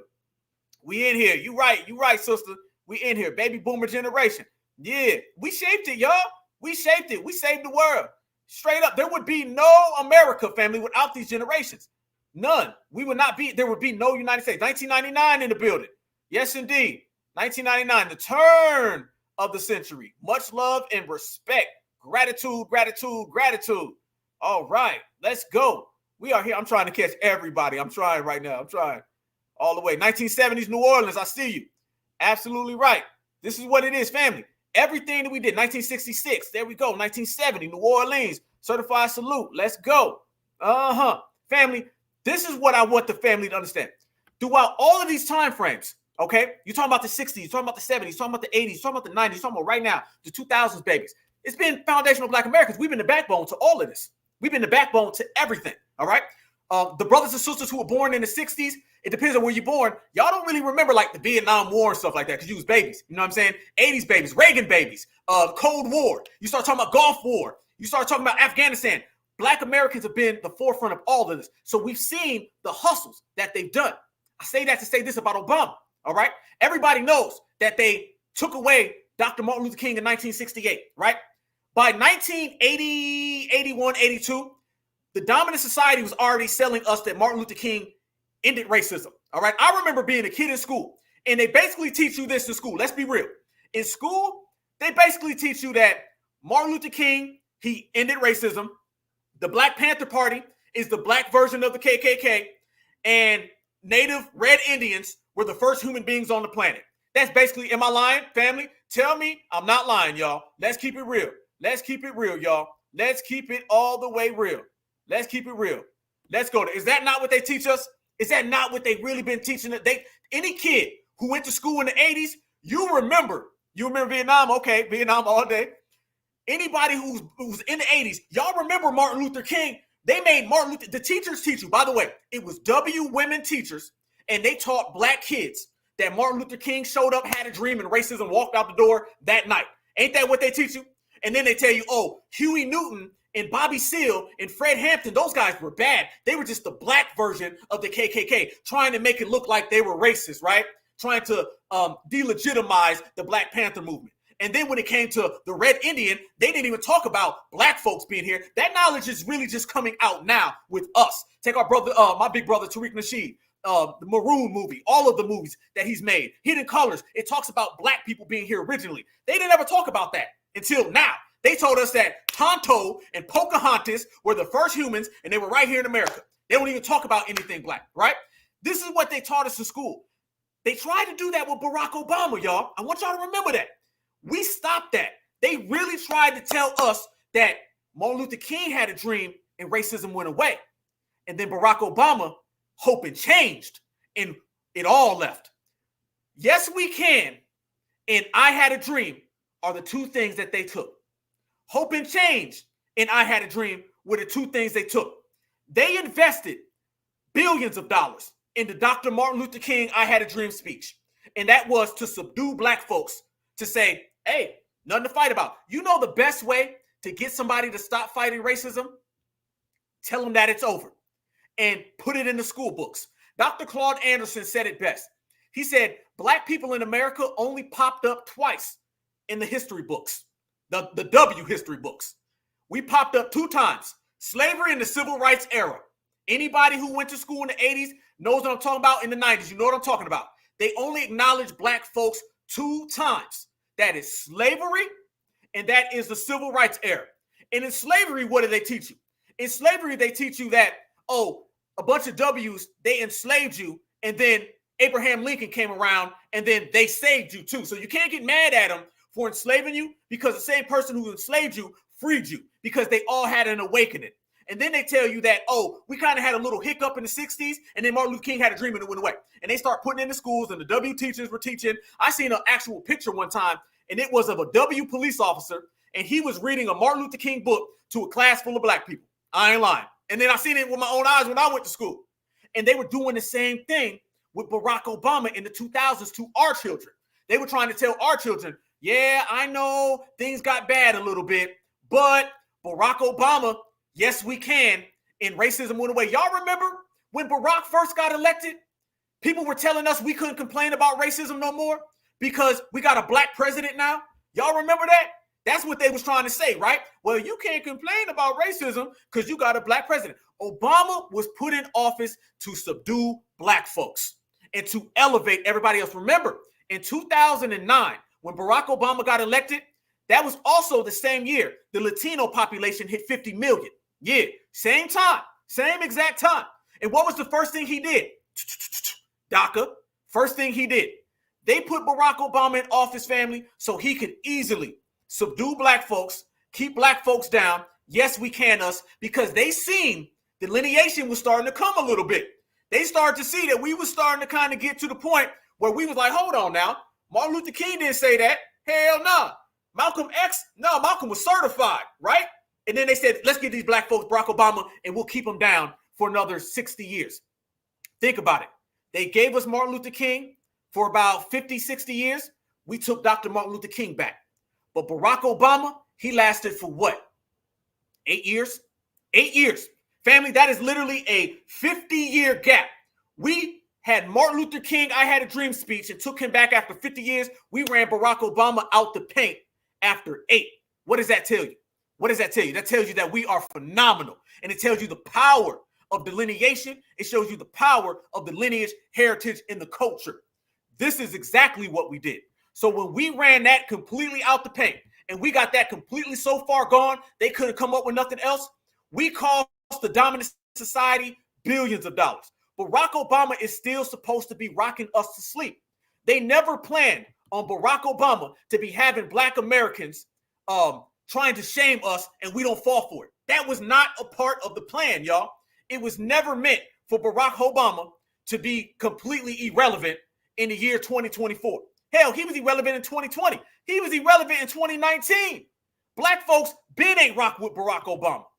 That was the goal, to keep us subdued with Barack Obama, and it did not last. It did not go nowhere. And now they are stuck because they spent a lot of money trying to get Black Americans to stay on that, and we did not go for that. Difference between staying on that, not going for that. We ain't go for it. So as we got rid of Barack in a measly 8 years, what are we going to do now to the whole Democratic plantation? It takes time. Revolution is an evolutionary process. And I'm going to show you what they've been trying to implant. All of this, America is an immigrant nation.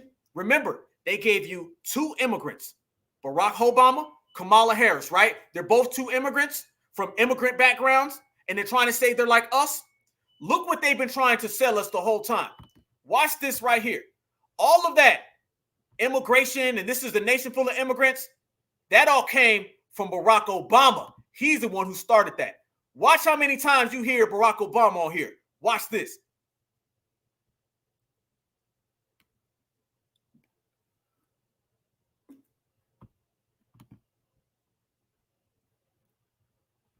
The people who come here have determination, resilience. They are ready to stand up and work like the devil. Let's be clear. This is a nation founded by immigrants. Unless, your history is of your ancestors being kidnapped and brought over on a slave ship, unless you are Native American, your people are immigrants. America is a nation of immigrants. That's our strength. Unless you are one of the first Americans, unless you are a Native American, somebody somewhere in your past showed up from someplace else. So we are a nation of immigrants. We have to remain a nation of immigrants. Mr. Speaker, we are a nation of immigrants. We are a nation of immigrants, and that means that we're constantly being replenished. We are a nation of immigrants. We have always opened our doors to asylum seekers. We are a nation of immigrants. Mike Pence and I both are descended from immigrant families. Is the Statue of Liberty reminding us of who we are and where we came from. We are a nation of immigrants. There you go. There you go. There you go, y'all. Clear as day. We are a nation of immigrants. That is what Barack Obama and Kamala Harris' #1 primary agenda has been. To nation of immigrant us, which erases Black American culture. That's why they were placed there. They were placed in the position to try to get Black Americans to go for all of that, and we haven't simply went for it. We haven't went for it, y'all. Kamala Harris has been running around here every single day trying to get us on that nation of immigrant talk. We have not failed for that. I'm telling you, things are going to get very serious in the United States of America, y'all, within the next few years, and I'm telling you why. It's because you got 2 different sides. You got one side who's trying to sell us dreams, and you got foundational Black Americans who ain't budging. FBA, we not budging. We not going no goddamn where. We standing on certified goddamn business, and they don't know how to handle that. They put billions of dollars into Barack Obama, immigrating us. They spent billions of dollars in Barack Obama, rocking us to sleep. Black folks got rid of Barack Obama in 8 years, okay? In the past, it took 60, 70 years to get rid of these ops. We got rid of him in 8. I'm going to be real with you. We really got rid of him in about 6 years because about halfway through his second term, Black folks was already pulling the plug, saying, well, what you done did for us? Remember, we watched him do things for every other community, come in and completely neglect us. Remember, wait until his second term. Remember, that's what it was, y'all. It was wait until his second term. He can't do nothing for Black Americans. Why do we have to wait for your second term? Your second term, you had every single tangible benefit right there available to you. You had it your first term. Why we got to wait? That was basically us understanding. We have made a decision. We will not be Barack Obama 2.0. We will not be Barack Obama 2.0. And Kamala Harris is dealing right now with the results of us running Barack out the paint. We ran him out the paint. We running her out the paint. We're going to run the whole Democratic establishment out the paint. Speaking of out the paint, y'all, look at this right here. Kamala Harris has been running around here talking in a new accent every week. Breaking news to the Certified Foundation of Black Americans. How do you know? Kamala Harris is Jamaican this week, y'all. Yes, she is. She got a whole different accent now. This is what we're talking about these cosplayers. Did y'all see her right here talking with a damn accent? This is her 15th accent in 2 months. She was Karen. She was Shaquita. Now she's Bob Marley's sister. I don't know who the hell she is. I don't think she knows who she is. Have you no empathy, man? You know, for the suffering of What? This is why we say she's not like us. This is why we say Barrack is not like us. These people are nowhere near foundational Black Americans. Fair use, fair use, fair use. Have you no empathy, man? You know, for the suffering of other people.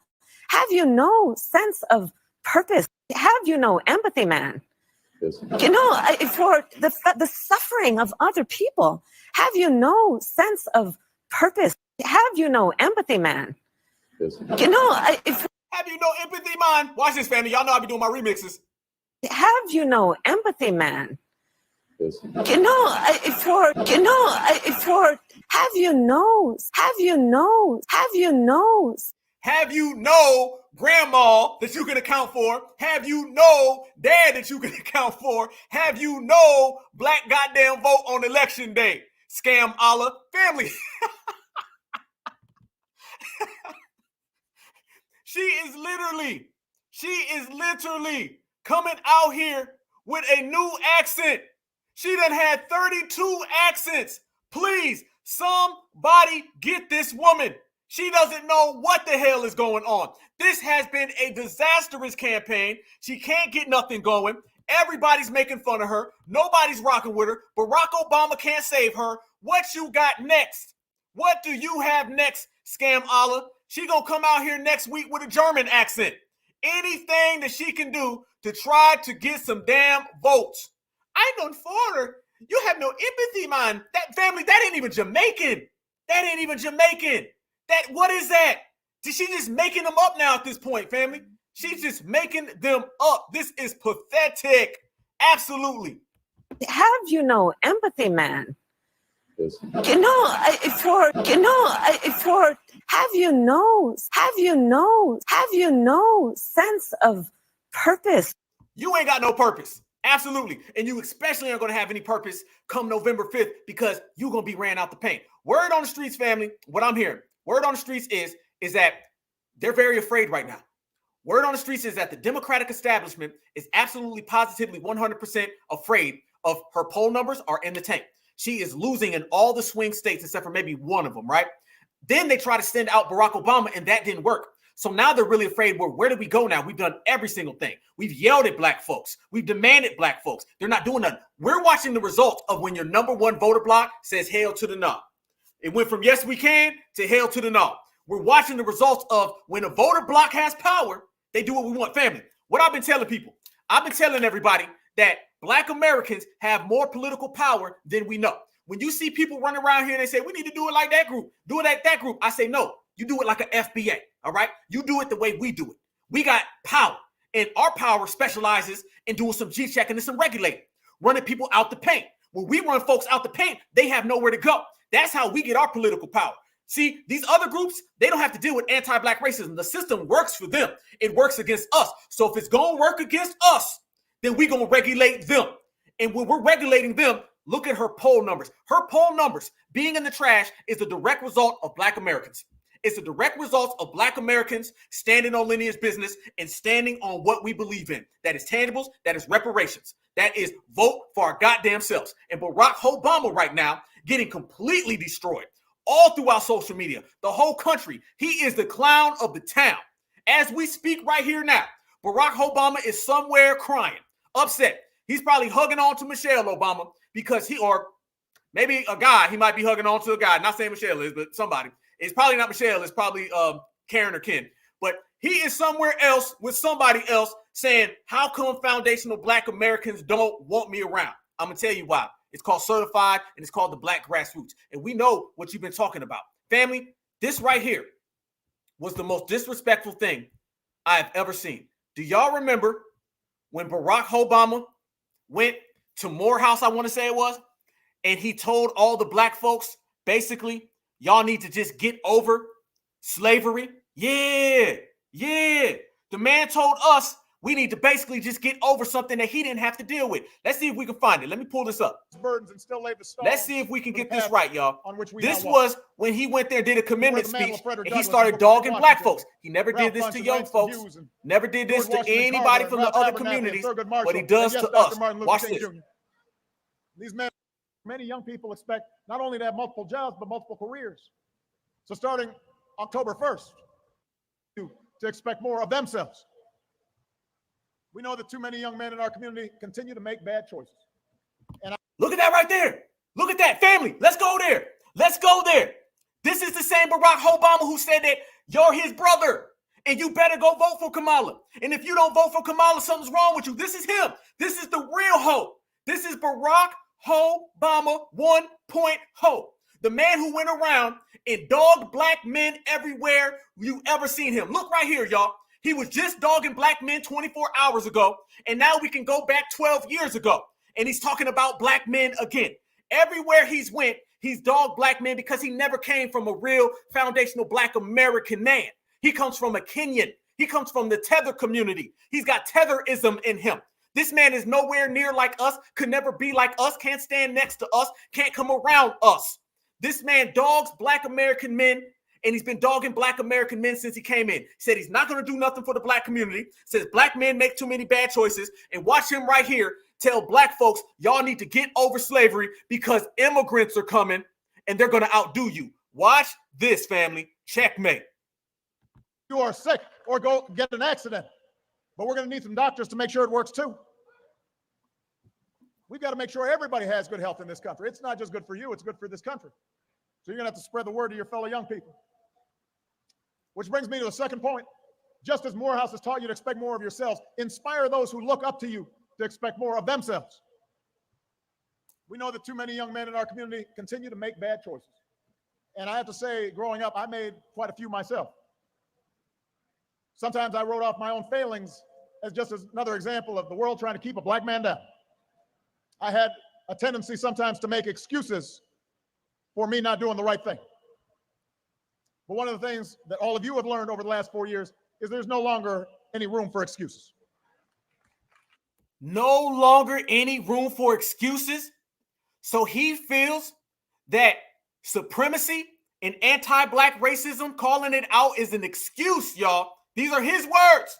He's saying it with his chest the same way yesterday he shamed black men with his chest then. This is what he's saying. Remember this, family. And by the way, he's saying this in front of a bunch of graduates. These people are graduates from a damn Ivy League school. And he is telling them that they need to get their act together. What you think he's saying about the average person? He has always had contempt for black Americans, vitriol for black Americans, hatred, spite, jealousy, and envy for black Americans.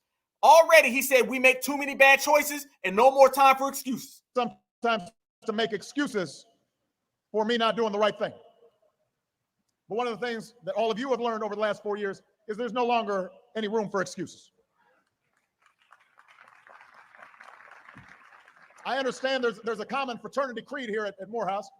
Excuses are tools of the incompetent used to build bridges to nowhere and monuments of nothingness. He talking to us, y'all. That man just told us, quit making excuses. He's talking to black Americans. This is what he was saying years ago, okay? This is when the African American was running around here and they weren't checking this dude. They weren't calling him out, but we doing it right now. We doing some house cleaning that should have been done.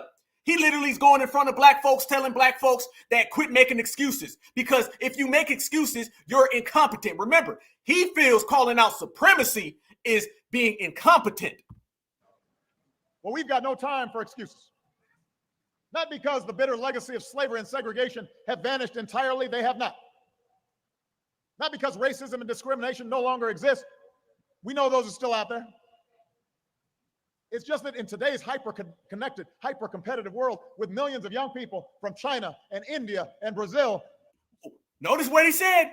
Millions of young people from China, India. Where is Kamala Harris's people from? India. He's telling us right there that he's bringing in immigrants to replace you, and you better quit being incompetent. He would never have told those people from China, India, Brazil the same thing. As a matter of fact, you've never seen him ever critique community issues with other people. He only does this when it comes to Black Americans. The same way yesterday, you ain't ever seen him coming out scolding W men who vote Trump, Latino men who vote Trump. He wants to only talk about Black men.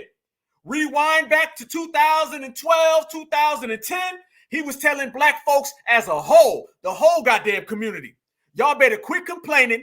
That's being incompetent, because I'm bringing in Mr. China, Mr. India, and Mr. Brazil to replace you. If you listen long enough, you see the agenda and the game plan. It's clear the game plan right there was immigrants are coming. Y'all quit complaining. That's exactly what he said. Look at his face. Look at his face, y'all. You ever seen him have smoke like that for Karen? You ever seen him have smoke like that for Ken? Or is that only with Black folks? And there's a common fraternity creed here at Morehouse.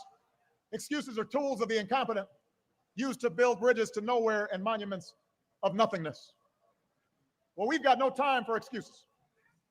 Not because the bitter legacy of slavery and segregation have vanished entirely, they have not. Not because racism and discrimination no longer exist. We know those are still out there. It's just that in today's hyper-connected, hyper-competitive world, with millions of young people from China and India and Brazil, many of whom started with a whole lot less than all of you did, all of them entering the global workforce alongside you, nobody is going to give you anything that you have not earned. That man just said, many of them had it worse than you. That man just said, many of them had it worse than you. That's how he feels, y'all. That's how this man feels about Black Americans. Doesn't that sound just like the Tether Uber driver? Doesn't it? Did I not just sit here and say that he's got those Tether genetics from his father? That I come over here and I've done better than you, right? Ain't that the same thing we hear from the Tethers who call in our spaces? Ain't that the same thing Mr. Mutombo says? Family, he's saying what Mr. Mutombo says. Mr. Mutombo comes over here with one t-shirt and one tennis shoe and tells Black Americans how better he is than us. It's the same exact thing with Mr. Barrack Obama. If it look like a tether, if it talk like a tether, if it sound like a tether, it must be a tether. He basically just told us, y'all need to get your act together because immigrants are going to outdo you. I guarantee you that's the same thing his father told him. And that's probably the same time his father said, stay away from the Akata. I see a real lot of stay away from the Akata energy in Mr. Barrack Obama 1.0. Yeah, same exact thing. You see a whole lot of Black Americans needs to do better. And notice after this, he's going to start talking about our history, a history in which he never had anything to do. Remember, he's not a descendant of American freedmen, but it's the same thing that Kamala does. They jump in and out, in and out. They jump in and out of our culture like they playing hopscotch, okay? Like they playing double dutch. They jump in and out. 1 minute they'll be talking about y'all need to do better because the immigrants are coming. Kamala Harris talking about I ain't new foreigner. You have no empathy, man. And then 2 minutes later, she's talking about freedmen history. You can't talk about our history when it's convenient to you. You cannot flip-flop back and forth inside of our culture.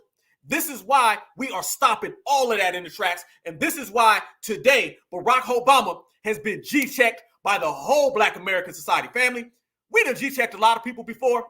I've never seen the community get on code like we are now, all together and G-check one person. Barack is getting G-checked by damn near all 50 million of us at the same damn time. Check this out. Here they go. Watch this, family. After he says that, the immigrants had it worse than you, then he's going to start talking about Martin Luther King. Connected, hyper-competitive world with millions of young people from China and India and Brazil, many of whom started with a whole lot less than all of you did, all of them entering the global workforce alongside you. Nobody is going to give you anything that you have not earned. Nobody cares how tough your upbringing was. Nobody cares if you suffered some discrimination. And moreover, you have to remember that whatever you've gone through, it pales in comparison to the hardships previous generations endured, and they overcame them. And if they overcame them, you can overcome them too. What you mean previous generations? You ain't a part of it. How this man gonna try to shame us with previous generations that he ain't a part of? He don't give a damn about the previous generations, family. What he's really basically saying is y'all need to quit complaining. Y'all need to be quiet. Y'all need to sit down. That's what he's really trying to say. That's what he's really trying to say. You now hail from a lineage and legacy of immeasurably strong men. There you go. Right there, family. Listen to it. Didn't I just say that this man jumps in and out? This is the spite and the vitriol that he's always had. He's always had a seething hatred for Black Americans because he gets it from his Tether father and his Mayo mother, okay? You got Tether dad, Mayo mom. Listen to what he says. Y'all hail from a lineage. But he's kind of persuading you to think that he's a part of it too. Watch what he's doing here. He's being real tricky, family. Real tricky. Don't speak on our lineage, family, because you're not a part of it.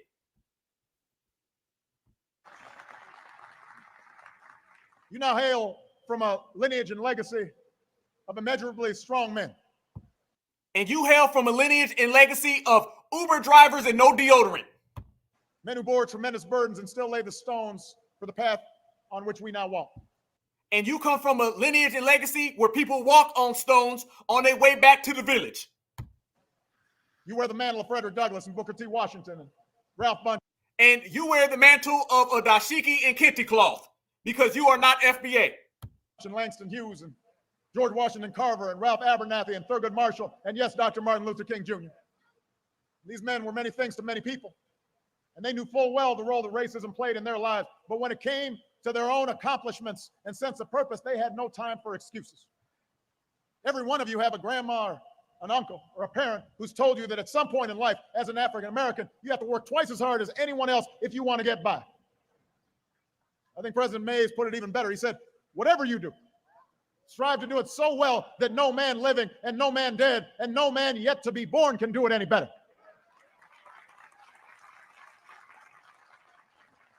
And I promise you what was needed in Dr. May's time, that spirit of excellence and hard work. Spirit of excellence. Now he's trying to talk about the Majar spirit, y'all. Now he's trying, look at the cosplaying. This is what we talk about these decoys.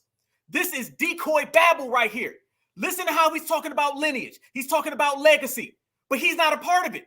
He's talking about the spirit. You don't have the spirit of us. You don't come from where we come from. You're not a foundational Black American, Obama. You're not an American freedman, Obama.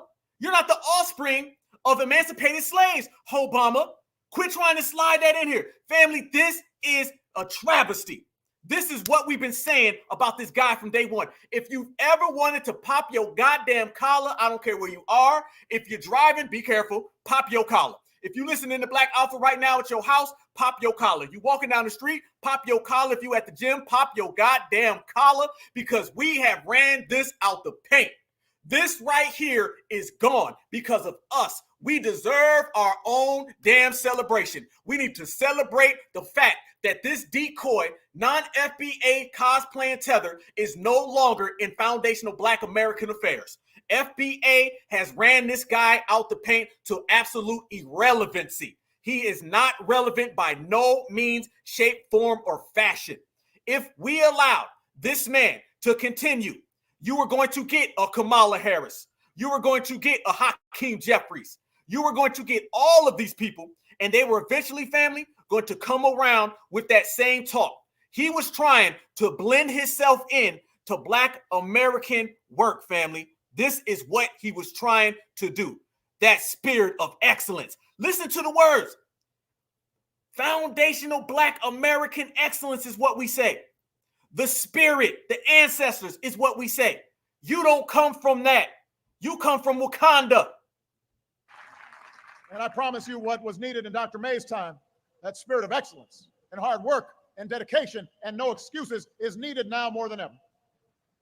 If you think you can just get over in this economy just because you have a Morehouse degree, you're in for a rude awakening. Look how Bucky's getting. Look how you in for a rude awakening if you don't do it right.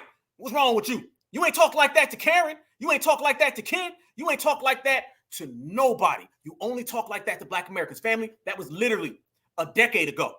And just last night, he was talking to Black men and scolding him again. He scolds Black men and women everywhere he goes.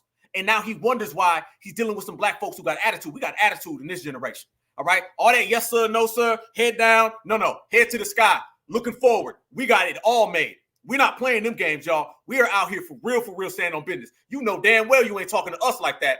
You better come again, homeboy. you better come again. So look at the energy and the way he's talking about foundational Black Americans. He was trying to blend himself in, right? Look at the way he was trying to slide all that tetherism in there. Let me ask y'all this question, though. Let me put this on the table for the fan. He was talking like that to Black folks, right? You ever seen him talk like that to Latinos? You ever seen him talk like that to Arabs or Asians? I know you never seen him talk like that to W's. How many of y'all remember this right here when he was the president of the United States? Do y'all remember that right there? Who remembers that right there when he got off the plane and that Karen ran up on him and she put her finger all in his face? Y'all remember that right there? And what he do? Not a damn thing. All that scolding, all that yelling, all that bucking that he was doing at Morehouse University, he ain't do that right there, though. He took that L real good. Y'all remember that? When Karen checked him publicly in front of everybody, and all Barack Obama did was sit there and nod his head. He didn't say a damn thing. He allowed that woman to disrespect him. Family, he was the president of the United States of America, and he got G-checked clear as day by some random ass Karen. Didn't say a word, didn't do a thing, didn't make a peep. Yeah, absolutely. Y'all remember that? Yeah, yep. I want to say it. He BITCH up. There they go. Yeah, that's what he was doing. He was scared because let's make it clear. Barack, he knew what it was. Barack knew he ain't never have no power. These is Black faces in high places. Barack Obama was the president of the United States and he was getting G-checked by W's in the trailer park because he knows that meth head Melissa and trailer park Trevor, if they ever said something bad about Obama, called the police on him, he was going to go to jail. They would have walked in the White House, put him in handcuffs, and threw his ass in the jail because he knew he ain't have no power. He was just a puppet there for massa. That's all it was. No power at all. Same way that he's running around here right now and he found out he ain't got no power. Trust me, in the midst of him running from us because we all G-checked him, he also is going to have to stop at Zaddy's principal's office. Y'all know what it is. When Black Democrats can't get us to vote, Black Democrats get called to the principal's office. When they get called to the principal's office, they got to respond to why they can't get Black folks to hurdle up. And the next thing you know, boom. Kamala loses, you will not see Barack Obama for years. All right? He is officially crashed out. He has no power. The dominant society don't rock with him. And then on top of that, Black folks ran him out the paint. He has nowhere to go. He's racially homeless. Y'all heard me say that before. He is racially homeless. Nowhere to go. Can't run, can't hide. Barack is really a guy without a racial place. All right? Maybe he can go back to Kenya. I don't know. Okay? Maybe he can go to Hawaii, wherever. But he can't come here. That part. This man was terrified, petrified, knew damn well he wasn't going to say nothing to that woman. Knew damn well he knew better. And he fell all the way back, and he took that the way he was supposed to. That's not the only time, though, that this man took a loss. This is what we're saying about these tethers out here. This is what we're saying about these tethers right there. This is what we're saying about Mr. Barack Obama. Y'all remember when he was giving that speech in front of Congress, in front of the House, and that guy yelled at him and said, liar, and Obama didn't do nothing? Oh, yeah. We going there for those who don't remember. I said we got more receipts than we can count. We're going to expose the cowardly nature. We're going to expose the inconsistencies. We're going to expose the tetherism, that this man ain't like us, never been like us. And every single time he tried to scold Black folks, every single time he tried to shame Black folks, he ended up getting a rude awakening. Watch this right here.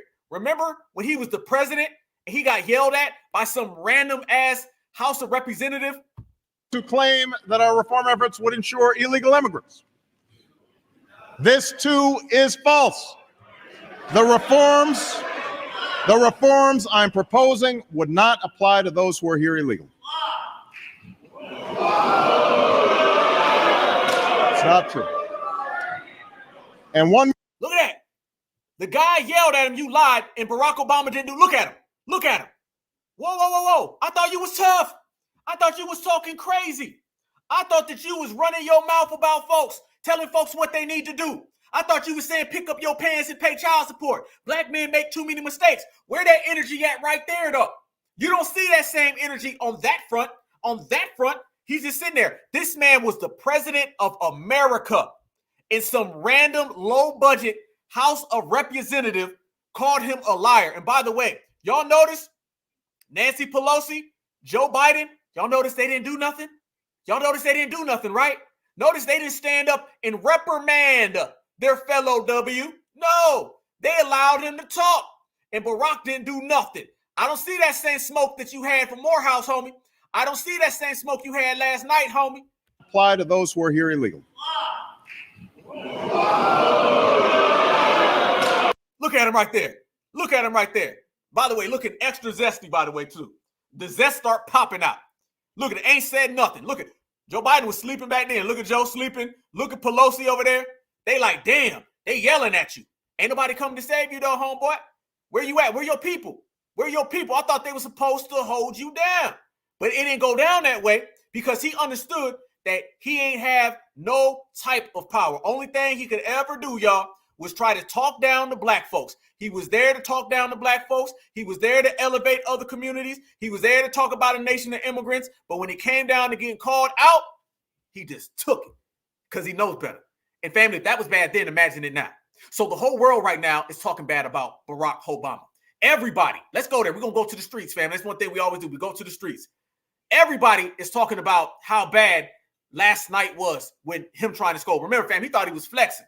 They really thought that they was eating with that. They thought it was going to be something big. They thought that, man, Barack Obama going to shake them black folks up. They're going to go vote. And FBA didn't stand for it. And FBA, we clap back. Look at this right here, y'all. They was talking about him on Fox News. Fox News was even clowning because now they see the opportunity that black vote is going, and they see that opportunity that it may be out the door, and they see that the Democratic establishment is softer than ever, just like Barack Obama, softer than ever. Before we proceed, fair use, fair use, fair use. This is about teaching, scholarship, research, and commentary. Fair use. Family, watch this. This is from Fox News. They're talking about Kamala losing the black vote. And behind the scenes, he's saying worse. Kamala's losing the black vote. He was caught saying this just moments ago in Pittsburgh. We have not yet seen the same kinds of energy and turnout in all quarters of our neighborhoods and communities as we saw when I was running. Now, I also want to say that seems to be more pronounced with the brothers. So if you don't mind, just for a second, I'm going to speak to y'all for and say that when you have a choice that is this clear, when on the one hand you have somebody who grew up like you, knows you, went to college with you, understands the struggles and pain and joy that comes from those experiences. Now they're going to need white dudes and black dudes for Harris hats. Now, the Obamas and the Clintons are telling her, no more talking. The men are taking over. They need to be sharp. They need to be aggressive. They need to stop answering questions and start asking questions. I would put President Obama out to make that. He's only got a 92% approval with Democrats. 92% approval with Democrats, negative 92% with black Americans. Look at that man right there. Look how afraid he is. He just said Kamala needs to stop answering questions. The person who's running for president of the United States of America has to stop answering questions. Family, they are afraid. They are afraid. We are personally dismantling the Democratic Party, y'all. It's got to feel good. You got to enjoy this right here. They are crashing all the way out. Don't answer any questions. It was all good just a month ago. Just a month ago, they was winning with blacks women's. They was winning with W men. They was winning with everybody. What happened to all of that, family? It's gone. He only is the author, the father of 23 million people having insurance. I would have President Clinton talking, going on these local TV stations, talking about how tariffs are going to destroy the economy of Wisconsin or Michigan. The whole campaign needs to be much more aggressive and much less passive than they are. This is a softer, gentler coup. She's still the nominee, but Obama and Bubba are going to be taking charge. They're letting Bill Clinton loose. The comeback kid is hitting the campaign trail for Harris. And the Messiah, he is back. Barack's in Pittsburgh, and the media is orgasmic. There probably isn't another human being on the planet right now capable of providing more of an electric jolt to the Democrats' most winning coalition than President Barack Obama. Barack Obama really has become the country's chief explainer in chief, the person who wants to explain the moment we're in, the position we are, the stakes. He's obviously one of the best, if not the best, orators in politics. Sharpton is scared. He getting sleepy. He real tired. Family, watch what Sharpton says. Does he really look like he's saying it with confidence? Do any of these people look like they're saying it in confidence, y'all? By the way, what the hell? Look at this. Are the stakes. He's obviously one of the best, if not the best, orators in politics that we've seen in many years. Barack is here to mansplain Harris to the country. You know, when the young lady says holistic, what she really means is, here he was just moments ago. This election's going to be tight because there are a lot of Americans who are still struggling out there. So I get it, why people are looking to shake things up. I mean, I am the hopey changey guy. So I understand people feeling frustrated and feeling we can do better. What I cannot understand is why anybody would think that Donald Trump will shake things up in a way that is good for you. He just said America's struggling and wants change from the Biden-Harris administration. And Harris just said she doesn't represent change. They don't have it this time, guys. They laughing at him. They laughing at him, family. Think about that right there. Oh, that right there, that 2 minutes right there, family, was a monologue of the Democrats falling out, family. They shook right now. They have nowhere to go. Nowhere to go. Barack Obama just sat there and said, I don't know why anybody would vote for Donald Trump. That's not really going to gain people. You're still not talking about policies at all. You're still not talking about what Kamala's doing. You're saying people are struggling, which is admitting that it's because of their policies. What are you doing? You're getting laughed at. Did I not say that people were laughing at them? People are laughing at the Democrats. They have nothing. They are shook. They are falling behind completely. The poll numbers are completely shifted, and we're laughing at them. But you know the craziest thing is, family, why we got power is because typically whenever this would go on and the Democrats hit a road bump and they're struggling, they could always run back to black people, right? They could always get black folks to save democracy, all right? They could always get black folks to save the vote. We're not doing that no more. We don't render our services to them. We're saying, nah, y'all, go ahead, help yourself, homie. You want to help somebody, help yourself. The immigrants and the Tethers, they got some things they need to work out on their own. The Democratic plantation, y'all got some things to work out on your own. We're going to be over here in the FBA land doing FBA things. It's a beautiful thing, too. That's what we've been doing. So they don't really have an opportunity no more. This is what Black American political power looks like. This is what it looks like right here. It's exuding itself in the way we've been moving. I wanted to show you the clip, though. Okay, this is when Obama was talking to those black kids, all right? This is when he was talking to them. Watch right here the lack of confidence he has, y'all.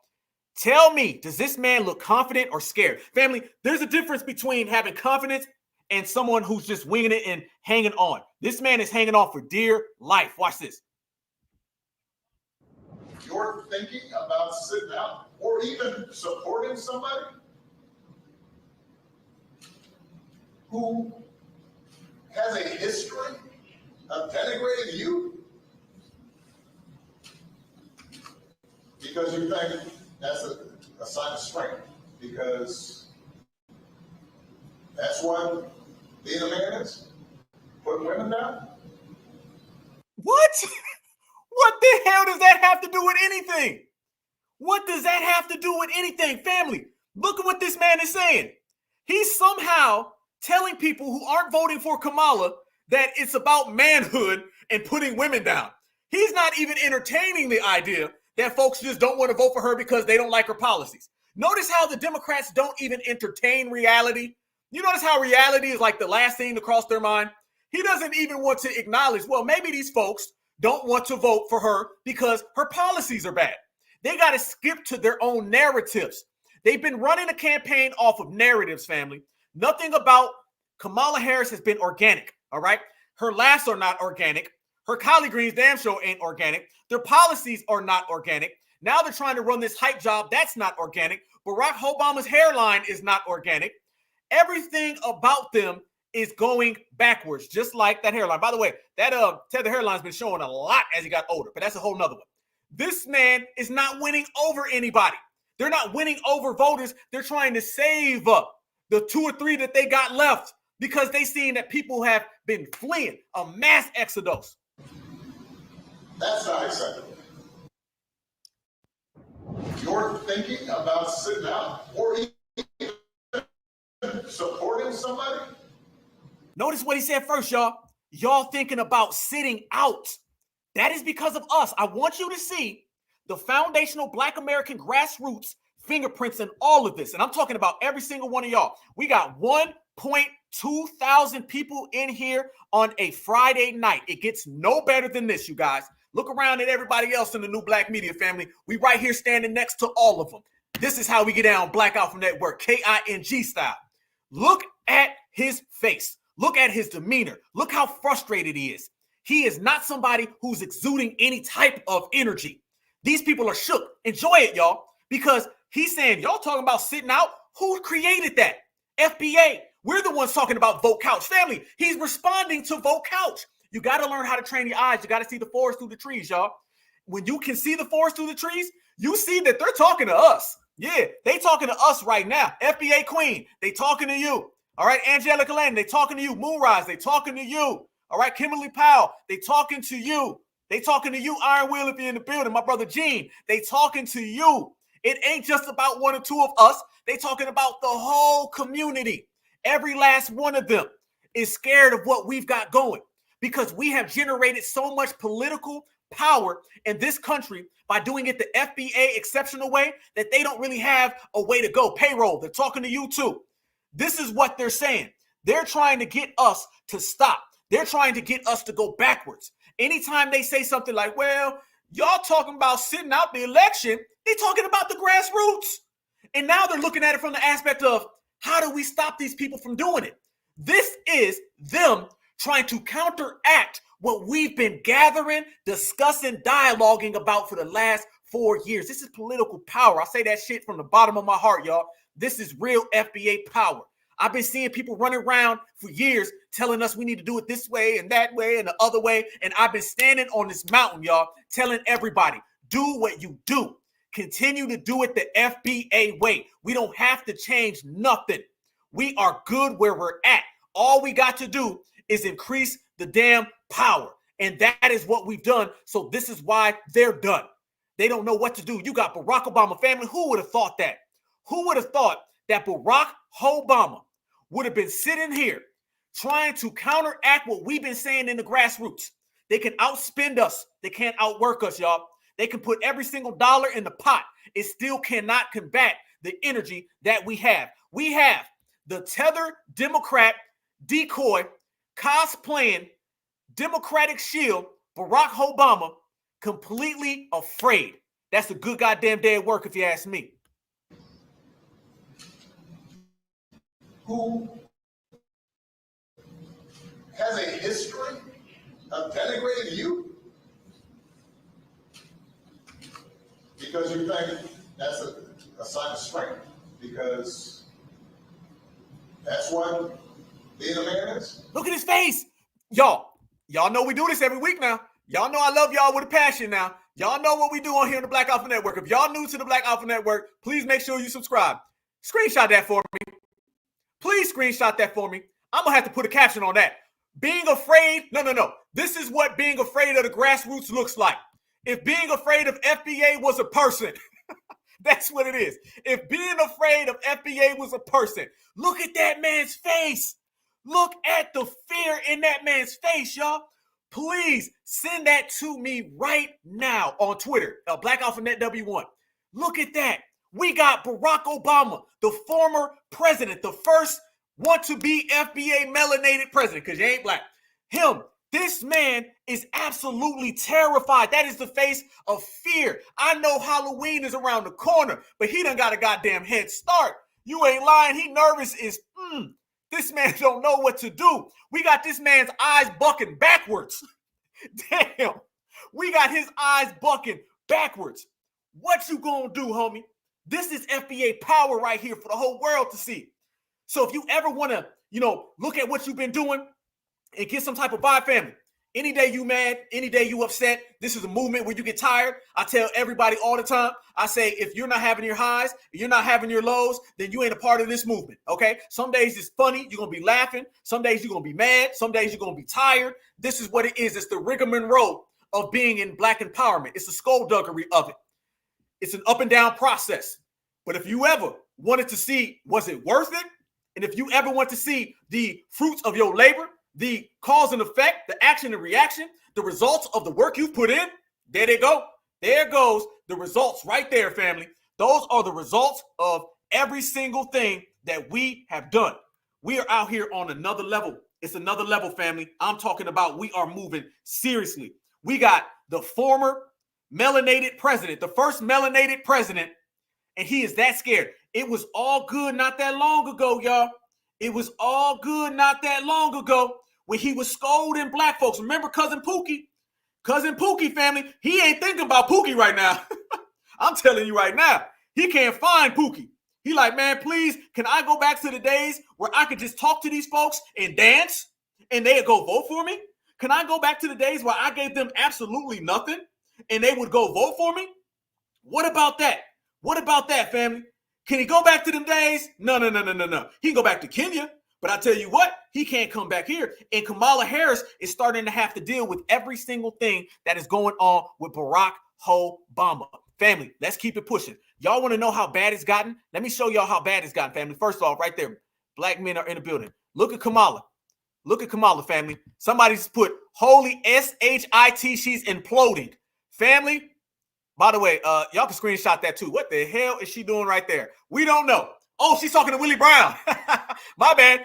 Oh, my bad. She's getting used to how she used to talk to Willie Brown. Willie Brown is somewhere over here. And she's saying, hey, Willie, thanks for the memories. Remember how I used to do it like this? I used to do it just like this right here, Willie. I'm still doing it. I still got it in me. I still got it in me now. Collard greens is still in the bathtub, and she can still get down for low down Willie Brown. That's what she's doing. Look at this right here, y'all. Everybody now is saying, damn. Let's talk about what the world is saying. The world right now is watching the Democrats, and everybody's like, damn, they're imploded. Oh, man, it's level 10 code red. The Democrats are very, very against the ropes.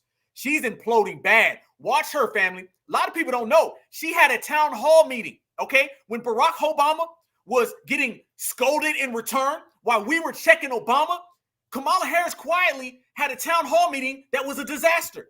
Everybody was making fun of it.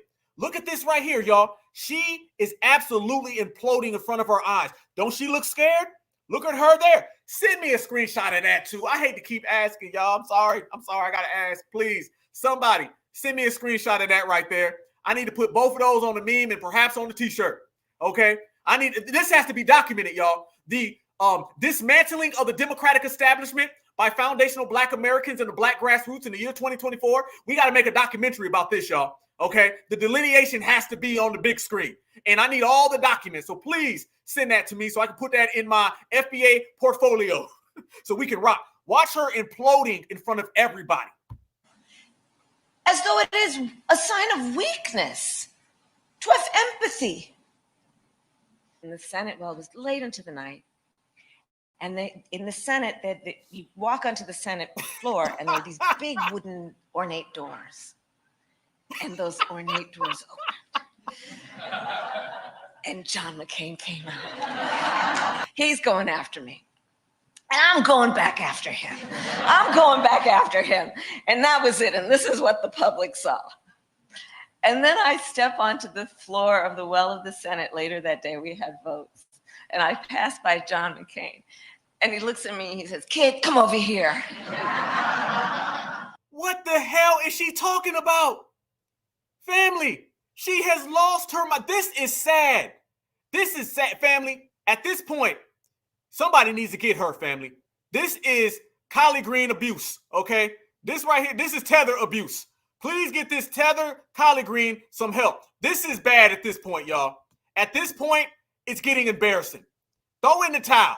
Please, somebody throw in the damn towel. Family, let me ask y'all a question. Since I got the certifieds in here. Should people throw in the towel, family, or y'all just enjoying the show? Okay, that's my question that I propose to all of my certified foundational Black Americans, okay? Should somebody throw in the towel, or should this just go on? If you're enjoying the show, I mean, I completely understand. I'm with you. Is this good? Is this, too fun to stop? Or should somebody really throw in the damn towel and just end this pity? All right, end this pity party, because this is real bad. The woman is going into absolute babbling, making zero sense, can't even formulate a sentence. She's talking about John McCain being gone for the last goddamn 10 years. Okay, what the hell is she talking about? I cannot make any sense out of none of this. Shameful. You're going to make a great senator.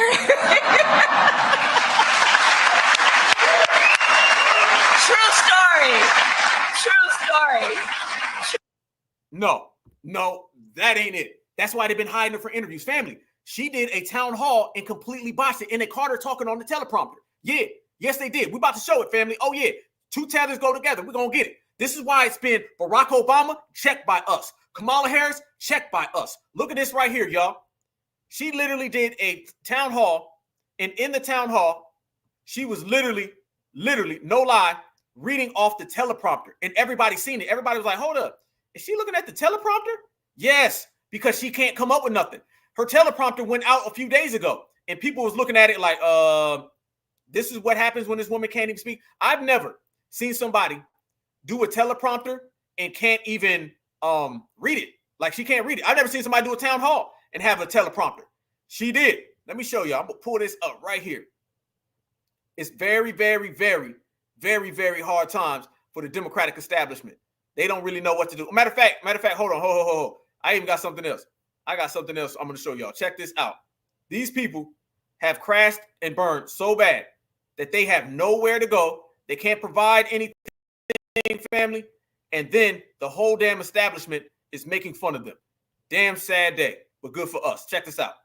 She was looking at the teleprompter, and everybody is literally like, how you got a teleprompter at a town hall? Look at this, y'all. Look at this. The only question I ever ask is, are you okay? And sadly, we have... Freeze. Kamala Harris, teleprompter. Family, this is supposed to be a town hall where you answer questions, not read off of a teleprompter. The woman is reading off of a teleprompter, you guys. This is how pathetic it is getting. And everybody's making fun of it right now. Right there, teleprompter, Kamala. Both of them. You got the high, you got the low. This isn't supposed to be happening. Seen over the last 2 weeks since Hurricane Helene, the only question I ever ask is, are you okay? And sadly, we have seen over the last 2 weeks since Hurricane Helene, the only question I ever ask is, are you okay? And sadly, we have seen over the last 2 weeks since Hurricane Helene. Boom, right there. Right there to go her teleprompter. Right there, family. Run it back. Boom. Let's get the freeze frame. Let's get the freeze. There you go. There they go. The woman's reading off a teleprompter, y'all. This is how bad it's been. This is how bad it is as we continue to watch the Democratic Party implode. And we're sitting back and we're watching her completely go all the way down the drain, y'all. This is what we're doing right here. By the way, fair use, another fair use. Everybody's talking about it. This is what's going on in the streets, family. This is what's going on in the streets. This is what everybody's saying right now about the Democratic establishment. They are the laughing stocks of really American society in this political system. Damn shame, family. It is really happening in real time, you guys. All because of us. Fair use, fair use, fair use. This is about teaching, scholarship, and research and commentary. Fair use. Y'all watch this right here. Everybody is talking about how Obama failed. Obama tears into Trump in first rally for Harris. Political party that thinks gender is just a state of mind, and all of a sudden they're like, oh my God, we have trouble with moderate biological males. I mean, who is surprised about this? I think Democratic Party elites like Obama and like others have been viciously attacking Donald Trump since 2016. And everything they've said about him is what they have always said about him. And I don't think it's particularly effective right now. I think their problem isn't attacking Trump. Their problem is finding reasons to give people to support Kamala Harris. The stop he made in this plea he's making to African-American men. I mean, he said today, he insulted them. I mean, he first of all admits that they're not enthusiastic about her. He said, you just aren't feeling the idea of having a woman as president, and you're coming up with other alternatives and reasons for that. And I think one thing we've seen about Democrats over the years is that when they can't convince you to do something, they begin to insult you. Obama specifically, when he was having trouble with rural voters in Pennsylvania, go back all the way into his campaigns, he insulted them about their culture and values. I don't think it's helpful to insult a group of people who are already not enthusiastic about your campaign, but I think this Right there. Listen to what he just said, family. Listen to what he just said right there. It's simple. That is a Republican who understands this. How the hell are you out here insulting your number one voter block? This lets you know the Democrats don't care, family. The Democrats don't give a damn. You're out here insulting your number one voter block who already weren't enthusiastic about voting for her in the first goddamn place. This is where they are, y'all. They literally believe that this is how they're going to end up getting the black vote. Insult us more, insult us more, insult us more. Is what he did today. The story tonight is they're struggling with men. Obama's insulting men, and they're out saying, well, let's fix it by sending Tim Walz out and hiring Mitt Romney. It's crazy to me. I'm sorry. This is not a campaign strategy to name Mitt Romney the Secretary of State. Are you agreeing? I don't This is a suggestion in a report. Exactly. I don't think J-Mark, I don't think we should force any candidate to name who their cabinet is prior to even winning. I think they should be out there talking to voters. I totally agree. Boom. There they go. Done for. Done for, family. There's no sense in it. You don't really see anything really moving them right now. They got it all the way shook, family, across the board. People are watching it. People are seeing it. And people been talking. Like we said, family, it's been shifted. You're what? Very rarely, family, do you start to see populist shifts democratically in the United States of America. But you're seeing that go on right now in terms of what's happening with the Democratic establishment. They're losing the black vote. That's just what it is. And like I said, word on the street is 78, 80% that she's going to poll in. She's polling right now for black Americans. But there's been a lot of people who've been coming out saying what they want to say, and a lot of people who've been talking about how she's just not moving them. She's just not moving them at all. Check this out right here, family. Here they go. More people have been coming out, and they've been exposing the fact that the Democrats haven't done anything, and a lot of people have been exposing Barrack Obama for why he hasn't done anything. Check this out right here, family. People have been calling out the Democrats left and right, and now the Democrats are just having to sit back and see the show. Obama to come get us and bring us back to the Democratic plantation. He sent Obama back to come get us. He insulted us. He said, I was highly offended when he said the only reason we voting for Donald Trump is because we don't want a woman in president, so we come up with, yo, nigga, shut up. Shut up. You don't speak for me. You don't speak for me. You don't speak for a lot of us. Fuck out of here. Once again, more and more people are calling it out for what it is, family. More and more people are calling it out for what it is. What are you going to do? You can't openly just sit here and disrespect people. You can't openly come out here and just call people out. And family, a few days ago, this is shameful. A few days ago, y'all, it wasn't even Barack Obama. This is how bad the Democrats are. A few days ago, family, they were running around here with Magic Johnson. Y'all remember this right here? They sent Magic Johnson out. He said the same exact thing. Now, there's a lot of black men in here, and I don't mean to, not talk to other people, but this is important. Our black men, we got to get them out to vote. That's number one.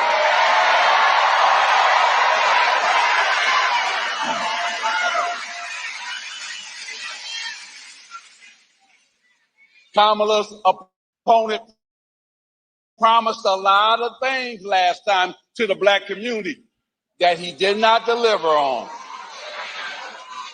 And we got to make sure we help black men understand that. So that's why I'm here, to make sure I help black men understand. First, get out and vote, and then vote. This man told us that we just don't understand. Again, family, it's everything other than we just do not rock with Kamala. It's always basically we're just not smart enough. We can't comprehend it. We don't know what's going on. They insult you while they're insulting you. You see the difference? You just don't get it. You can't wrap your mind around it. They don't know what to do. This is how it is. This is how the Democrats feel about black Americans, y'all. You're just not intelligent enough to understand why. It ain't ever the fact that they fail. You want to talk about people who are arrogant? They're so arrogant, family, that they feel we're their property. And if we don't believe that they're doing the right job, then it's just basically us and it's misinformation. Russian bot and misinformation are the two go-to things that the Democratic establishment always tries to put on the shoulders of black Americans, and we're not having it. For the next president of the United States, Kamala Harris. We got to rally people, talk to them. Now, there's a lot of black men in here, and I don't mean to, not talk to other people, but this is important.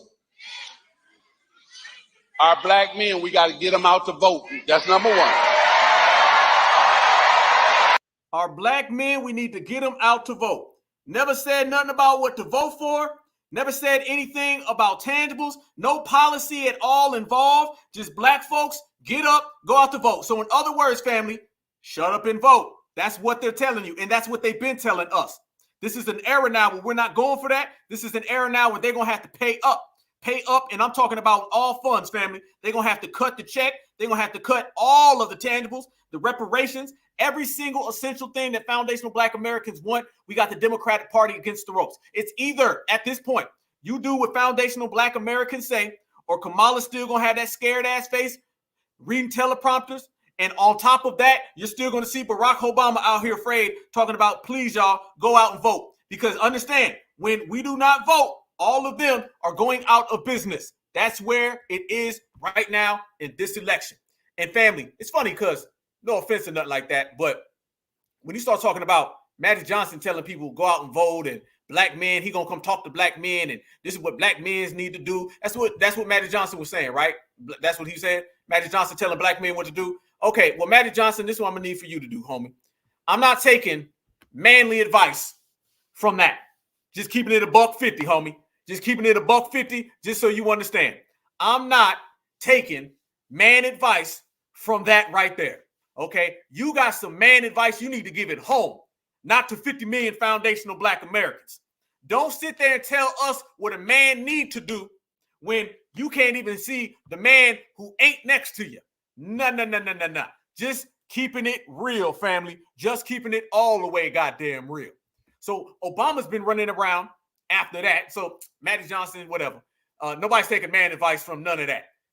We have been letting them know what time it is because we know Barack Obama's been failing us for years, family. Been failing us for years. Y'all remember Charlottesville? Okay, y'all remember Charlottesville? All right, when Dylann Roof harmed all of those black folks and they end up taking them to Burger King. What Obama do? Because remember, y'all, during the Obama administration, people really thought Obama was going to do something about Trayvon. Y'all remember when Obama came out and said Trayvon Martin could be my son? Y'all remember that, right? Well, what ended up happening after that? That was an election. That's when he went against Mitt Romney in 2012. He only used Trayvon Martin to get votes. The same exact way that Joe Biden and Kamala Harris used Breonna Taylor and George Floyd, it's the same exact way that Barack Obama used Trayvon Martin. He came out and said, well, that could have been my son and my boy would have looked just like Trayvon Martin. But he ain't passed no laws. Same with him and Eric Holder. Eric Holder was running around here side by side, right-hand man. They didn't pass one law for black Americans. The man said he wasn't going to do it, and then he didn't do it. He didn't pass no laws for FBA, no tangibles. He didn't even give us trickle down, all right? Trickle down is the easiest thing you can get. He still didn't give that to black folks. Let's not forget that Barack Obama completely neglected black folks who are being harmed all across this country. And let's take it a step further. The backlash of Obama being president is why all of those people were being harmed. More people were harmed during Barack Obama's presidency, more black people, than during slavery, family, okay? Because remember, slavery, fam, they didn't harm you unless you ran, all right? Black folks were being harmed left and right by the system during Barack Obama and during lynching. It's the same exact thing. Go look at the statistics of police brutality against black folks went up when Barack Obama came in. Go look at hate crime statistics, went up when Barack Obama went in. Because the backlash of him being there, people couldn't take it out on him. So they took it out on that black kid that walked through your yard. Why do you think out of nowhere you start seeing the Trayvons, you start seeing the Mike Browns, the Jordan Davises? How come? It's because people came after us because of Barack Obama. Barack Obama's presidency, where black Americans stood out in the rain, stood out in the cold. They were out there 70 years old. You were seeing old black women saying, I just lived 89 years and I want to see a black president.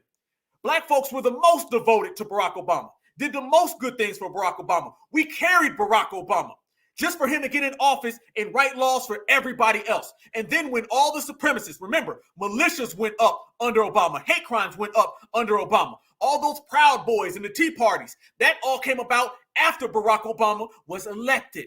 And then what ended up happening after that, family? Soon as that occurred, Barack Obama sat back and he ended up making laws for everybody else. When the Dylann Roof situation occurred, look what went down. It ended up happening, and this is what went down this is what we ended up getting. Check this out right here, y'all. This is what happened to black folks. I want y'all to see this. Fair use, fair use, fair use. Let's go back to when Dylan Roof harmed those black Americans in the church. Let's go back and see what Barack Obama did. Fair use, fair use, fair use.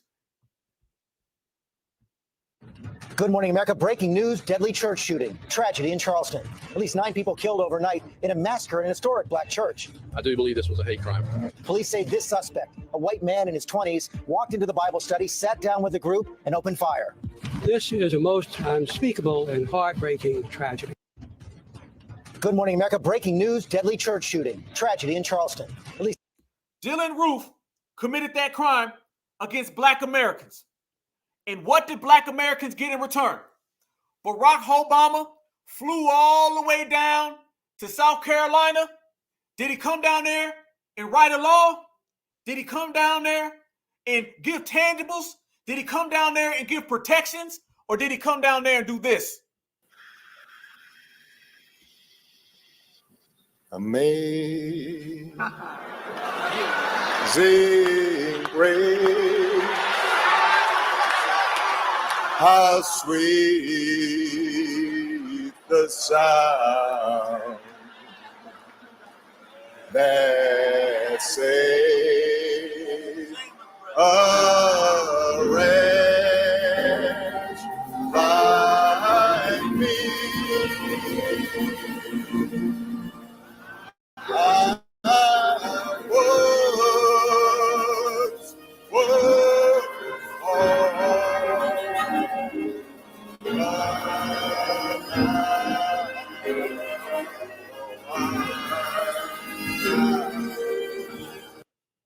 That's President Barack Obama.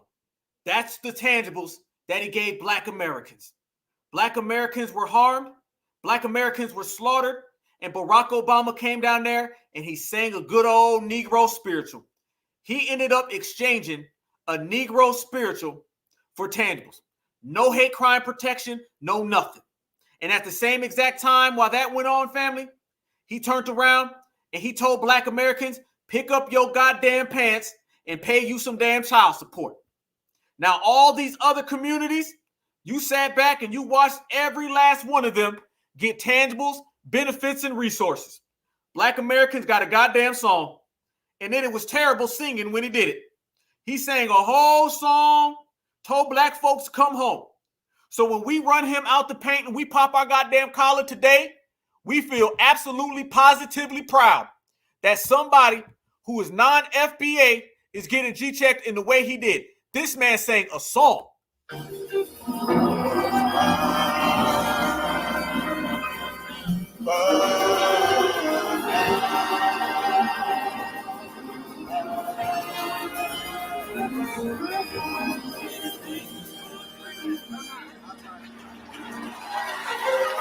Then they cheered him. Let's get this straight, family. Let me make this crystal clear for the people in the back row. This man right here, G-checked out the paint. This man right here, G-checked out the paint. This man's milk dud head in the back, G-check out the paint. He out the paint. He out the paint. She out the paint. She out the paint. All their asses is out the paint because foundational black Americans ain't going for it. When you get rid of one shield, you get rid of all of them. All of them got to go. Family, the black church, the Democratic shield, the tether, everybody go. It is cleaning house. When your mama cleaned house, she didn't leave one little room unclean. She didn't sweep half the floor, all right? She didn't take out some of the trash. When it's spring cleaning, FBA, we take all the damn trash out. So these were the gatekeepers. These were the vote blues no matter who. And the reason why you see Barack Obama and he can't sing no more, he can't dance no more, he can't tap dance is because we got rid of him, we got rid of him, we got rid of him, we got rid of her. That's why. That's why. You get rid of all the enablers, all the bodyguards, all the escorts, and the whole Democratic plantation to fall. And we've been on a G-check process. We done went down the G-check list, G-checked everybody who needs to be G-checked, just G-checked Barack Obama today, and G-checked all of these shields about 5 years ago. And that was the Democratic base. And we've removed their Democratic base with the new base. And that's the base that it's always been. Certified foundational Black Americans, and we do whatever the hell we feel like doing. That part. Family, that's not the only thing he did, though. As he did that, right afterwards, family, with all those racial attacks on Black folks, look who he signed the bill for. Yeah, oh, we going there. We going there, family. Look right there. Look right there. You notice every time you see Barack Obama with a pen in his hand and he's writing a law, an executive order, you ever notice it's never Black people in the background? And if it ever is a Black person in the background, it's something like Juneteenth or it's something like Hip Hop History Month. That's what the Democrats do. I want you to look at who's always behind the presidents when they write the laws. And then I want you to compare those to what the law is. Guarantee you, every time you see somebody of another race behind the president of the United States of America signing a law, those folks are there for something serious and important. Every time you see Black folks in the back, it's about hip hop history, fish fry cookouts, and everything of no importance. Barack Obama, after he sang that song, after he watched all those Black people harmed, after more Black people were harmed under Barack Obama than at the height of the civil rights lynching era, he had the nerve to sign this law. He lost two of New York's finest, Rafael Ramos and Wenjin Liu. They were serving their community with great honor and dedication and courage. And all of New York grieved and all of the nation grieved. It was a reminder of the incredibly difficult and dangerous work that so many of our law enforcement officers are engaged in every single day. I had a chance to meet the families of officers Ramos and Liu at the memorial that we did just a few days ago. But it's important for us not only to honor their memory, it's also important for us to make sure that we do everything we can to help ensure the safety of our police officers. Absolutely, absolutely. I see you in the chat. You absolutely correct, family. Look who's back here, y'all. Look who's back here. Look who came in right after Barack, and he ended up doing the same exact thing, passing the same exact laws for these same exact people. Yeah. Remember, after Barack Obama came in and he started handing out laws to these communities, Joe Biden came out, he started handing out laws to those communities. So it seems like those communities all get tangibles over our community. And now our community ain't playing the games no more, and we're running all of them out the goddamn paint, off the field, down the block, and around the corner. That's how we get down. Officers when they're in the line of duty. And this legislation, which has been sponsored on a bipartisan basis by people like Senators Cardin and Representatives Reichert and Pascrell, represent, I think, the best of a bipartisan support for law enforcement. What this legislation is going to do is to initiate a blue alert system so that when we know there's an active threat against law enforcement, that the alerts are going out at a comprehensive, expeditious way. Remember when they signed that other crime bill for that other community? They had the same exact thing, right? An expedient process, put together a committee that handles it specifically. Wait a minute. I thought that they told us they can't do anything specific. It can't be done specific. But all these other people get things done specific. Remember, Barack Obama told us in the clip I showed in the beginning, that's not how America works. How dare you ask for something specifically? That's not what we do in America. It looks like that's exactly what he did in America. That prevents the possibility that other officers may be caught by surprise, and it ensures that appropriate steps can be taken as quickly as possible. There you go, family.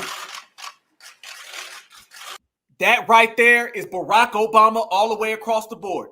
Look at the man right there, family. Look at him right there signing that damn law.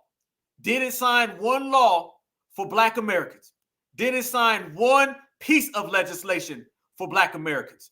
But he sit there real quick, pulled out that pen, and wrote him the quickest law for everybody else. Oh, and by the way, have you ever seen Barack Obama ridicule this community? Have you ever seen him say that these people make bad mistakes? You ever seen him say these folks need to go ahead and pick up their pants and pay child support? You ever seen him say that these people right here need to quit making excuses? Nope, because he's too busy having a love affair with them. Yep, that's how that man's been moving since day one. I told y'all we have receipts on Obama. Every single thing that he's ever done, we see it and we got it spotlighted, we got it highlighted, and we regulating it. You can't run from Black Alpha smoke. Nah, you can try, but you're going to trip, fall all over the goddamn place. Check this out right here too, y'all. The man not only was on that type of time, right? That's the type of time he was on. Let's not forget, when it comes to reparations, he's always giving us word salad. How do you feel about reparations? I don't know what, when, where, who, why, with. Same thing, Kamala Harris. Well, you know, I believe we should, but a study on study on study and another study, and then take a break for 15 minutes and do another study, right? That's what she's saying. That's what Barack Obama's saying. When you go back and look at this man's paperwork, as filthy as it already is, check this out right here. Check, you absolutely right. Yep, Kamala said no. Yep, Barack Obama pretty much had the same clip. Barack had the same clip. They both basically said the same thing. Barack Obama said he wasn't going to do nothing for Black people. No. Or Kamala said that, and Barack Obama said that ain't how you do it in America. Same thing. Two birds of a feather flock together. Watch this. Will African Americans ever get reparations for slavery? This is how long brothers and sisters been bringing it up. Look how long ago this is, family. This is when Barack was running for president. Certified salute to the grassroots back then, because the grassroots back then didn't have a lot of people holding it down. Being Black is in now. Black empowerment is in. So you see our brothers and sisters were pushing the line about reparations even back then, okay? Brothers and sisters were. But the only issue is brothers and sisters back then, they didn't have backup. They do now. So if you had, I don't know, 2 million on-code Black folks that was pushing reparations, now you got about 30 million. Checkmate. Obama, your position on reparations? I think the reparations we need right here in South Carolina is investment, for example, in our schools. There you go, y'all. He believes reparations should be investment in schools. That's his reparations standpoint. In South Carolina is investment, for example, in our schools. I did a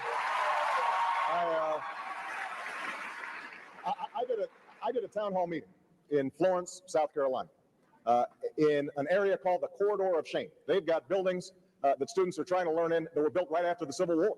And we've got teachers who are not trained to teach the subjects they're teaching in, high dropout rates. We've got to understand that there are corridors of shame all across the country. And if we make the investments and understand that those are our children, that's the kind of reparations that are really going to make a difference in America right now. Is anyone on the stage for reparations? Senator Obama, your position on reparations? Reparations, family, in the form of education. That's how Obama felt about it, y'all. That's Barack Obama. What about this, though, y'all? The Obama administration passed reparations for the people of Guam. Yep. A lot of people don't know about that. The people of Guam ended up getting reparations. We showed the footage here. We obtained some of the footage of them actually picking up their checks. But this is what Obama has been doing right here. Fair use, fair use, fair use. The more than 70-year wait for a resolution to Guam war claims is over. President Obama, just before Christmas, signed the 2017 NDAA defense bill that includes historic Guam war claims legislation. His signature was expected. The annual National Defense Authorization Act easily passed both chambers of Congress by veto-proof margins after a years-long effort to include war claims language. But the fight for resolution to Guam war claims lasted for decades. President Obama, name by name, y'all. Claims is over. President Obama, just before Christmas, signed the 2000. Last time I checked, that's President Obama, right? There you go. So Barack Obama did pass reparations. He just did it for Guam. Barack Obama did make a hate crime protection. He just did it for the police. Barack Obama did give people tangibles and resources. He just did it for illegals. And Barack Obama also said that America is a nation of immigrants. You see right there, y'all? The man can't run, you can't hide. Let me tell you something. You can't run, you can't hide, Obama. No, we got the receipts on you all the way across, family. You can try to run. You can try to hide. We're going to be right here ready for you. Speaking of being, us being ready for folks, family, they are imploding so bad. Did y'all see Kamala Harris called into the Weather Channel? We already talked about the scandal. She got a FEMA scandal where they completely are destroying her, the grandma scandal. She got a scandal every other week. That's why her poll number's in the trash. Now you got Barack Obama getting G-checked. The worst thing that ever happened to the Democratic Party was for them to send in Barack Obama. I don't know who gave them that advice that Barack Obama was hot in these FBA streets. Newsflash, he ain't. And Barack Obama got G-checked in real time. He turned his ass around, made a U-turn, and ran back to goddamn Kenya, all right, to go meet up with his people, because he damn sure ain't one of us. So they bring in Barack Obama. They thought that he was going to scold black folks, lecture black folks, and get us riled up to go vote for Kamala, and it backfired. And black folks, I'm talking about men, women, damn kids, been running him out the paint. Did you see Kamala Harris went on the Weather Channel and she tried to tell them what a hurricane was? I ain't lying. The woman goes on the Weather Channel and she's trying to tell them what a hurricane is. And then she got caught again. So family, she got caught on the teleprompter. About 2 weeks ago, her teleprompter cut out and she started stumbling. Then she gets on a town hall meeting and they were feeding her notes. Y'all know, all of y'all, everybody's been saying that she wears an earpiece, right? Everybody's been saying that. It's just real too funny style. We're hearing this earpiece because she can't talk. She can't talk. She can't do an interview. She cannot do an interview without an earpiece. She has the worst oratorical skills I've ever seen anybody trying to run for major office. She is not an orator at all. So she gets on this panel and she starts talking about hurricanes and the weather. And family, she has to tell her staff in her ear. She tries to cover her mouth. She was lying. Hey, Kamala got caught lying, y'all. Kamala saying, it's a live broadcast. And she got caught whispering to her people. Every single day, you're seeing about another blunder from Kamala Harris. She's having more blunders than Joe Biden did. And Joe Biden was falling up the goddamn stairs. Joe Biden couldn't even speak. He didn't know if Wednesday was Saturday. He didn't know if Friday was Monday. Joe Biden thought he was Donald Trump. This man didn't know what he was doing. And every day, Kamala Harris is having more blunders than him. This woman is in shambles. She's imploding right in front of everybody. That's why the Democratic establishment behind the scenes are so mad. They're mad that Kamala Harris is an embarrassment. She's a mockery. They're mad that they are literally every day coming up with something new and it's getting rejected. It got to the point where Kamala Harris literally, y'all, look at this. Look right here. Kamala Harris, Secretary of Homeland Department of Security, Administrator of Federal Emergency Management Agency, FEMA, they all got together on C-SPAN, right? To have like a town hall thing to speak to everybody. Y'all, watch Kamala Harris whisper to her people. It's a live broadcast. Blunder number 517 from Kamala Harris. Flood. We really got to watch those areas and those communities. So it takes quite a while for that water to drain. Thank you very much. Hey, Ken, I have a question for you. You mentioned.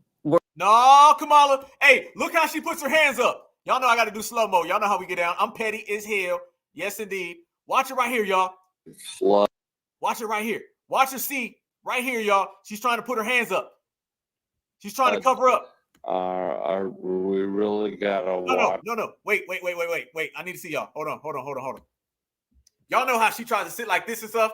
She's trying to make it look like she's kind of just sitting there like this. But in reality, her hand slowly comes up here and she starts looking off to the side saying, we're on a live broadcast. Because she's communicating with people through her earpiece. Remember, everybody was saying it, family, where the smoke is fire. All right. I ain't even got on no goddamn tinfoil hat. But you be looking at some of her things. It's clear there's an earpiece, family. And then you see her talking. We have to come up. Yeah, go ahead. Yep. Okay. Yeah, we have to on Wednesday. Yeah, Wednesday at 7:00. Oh, Thursday. No, okay. No, scratch Wednesday. Thursday at 2:00. Yeah. Okay. I'll pick it up. Yeah, and he wants you to pick it up. I mean, I want you to pick it up. Yeah. She be lying. And watch her right here, y'all. She clearly gets caught lifting her hands up. She's trying to make it look like she's just, monitoring it and got her hands up comfortably. And slowly it goes up. There you go. She's faking right there. First finger goes up. Look at fam. She's covering her whole goddamn face. She got her whole face covered up right there, y'all. She's clearly talking. This is another blunder. Easy. Yeah, she's if it ain't a teleprompter, it's an earpiece. She don't know what to do. She don't know how to do it. This woman should have never been in the position she's in right now, y'all. Let's be real. Let's be 100. This is what happens when your ass ain't won their election. I'm still waiting on somebody to tell me what is the election that Kamala Harris has won. She's been selected or she's just lost. Got her hands up. Look at her right there trying to figure it all out. You know damn well you out there trying to talk. That wasn't even good. In that situation right there, you'd be better off just saying, hey, man, hold on, y'all. I'm talking to somebody. Don't lie like that. And then, hey, look how she tries to come back all normal too, y'all. She tries to come back normal like, oh, by the way, Bob, tell us more about the hurricane efforts. Look at the hands up. Those areas and those communities. So it takes quite a while for those areas and those communities. So it takes quite a while for that water to drain. Thank you very much. Hey, Ken, I have a question for you. Hey, it's Ken. I'm always talking about the Karen and Kens. There you go. She literally is talking to Ken. Hey, Ken, go handle that for me. Would you, Ken? Appreciate you, Ken. She got caught in another one, y'all. This is absolutely pathetic. I ain't gonna lie to y'all. I'm enjoying the show. I love seeing Barrack Obama completely get regulated. I love seeing her completely fall over the place. Because remember, are you gonna do anything for black folks? No. Okay. All right. It all come back to you. And people out here, like we've been saying, people out here are not tolerating. You know, we got to always go back to the streets.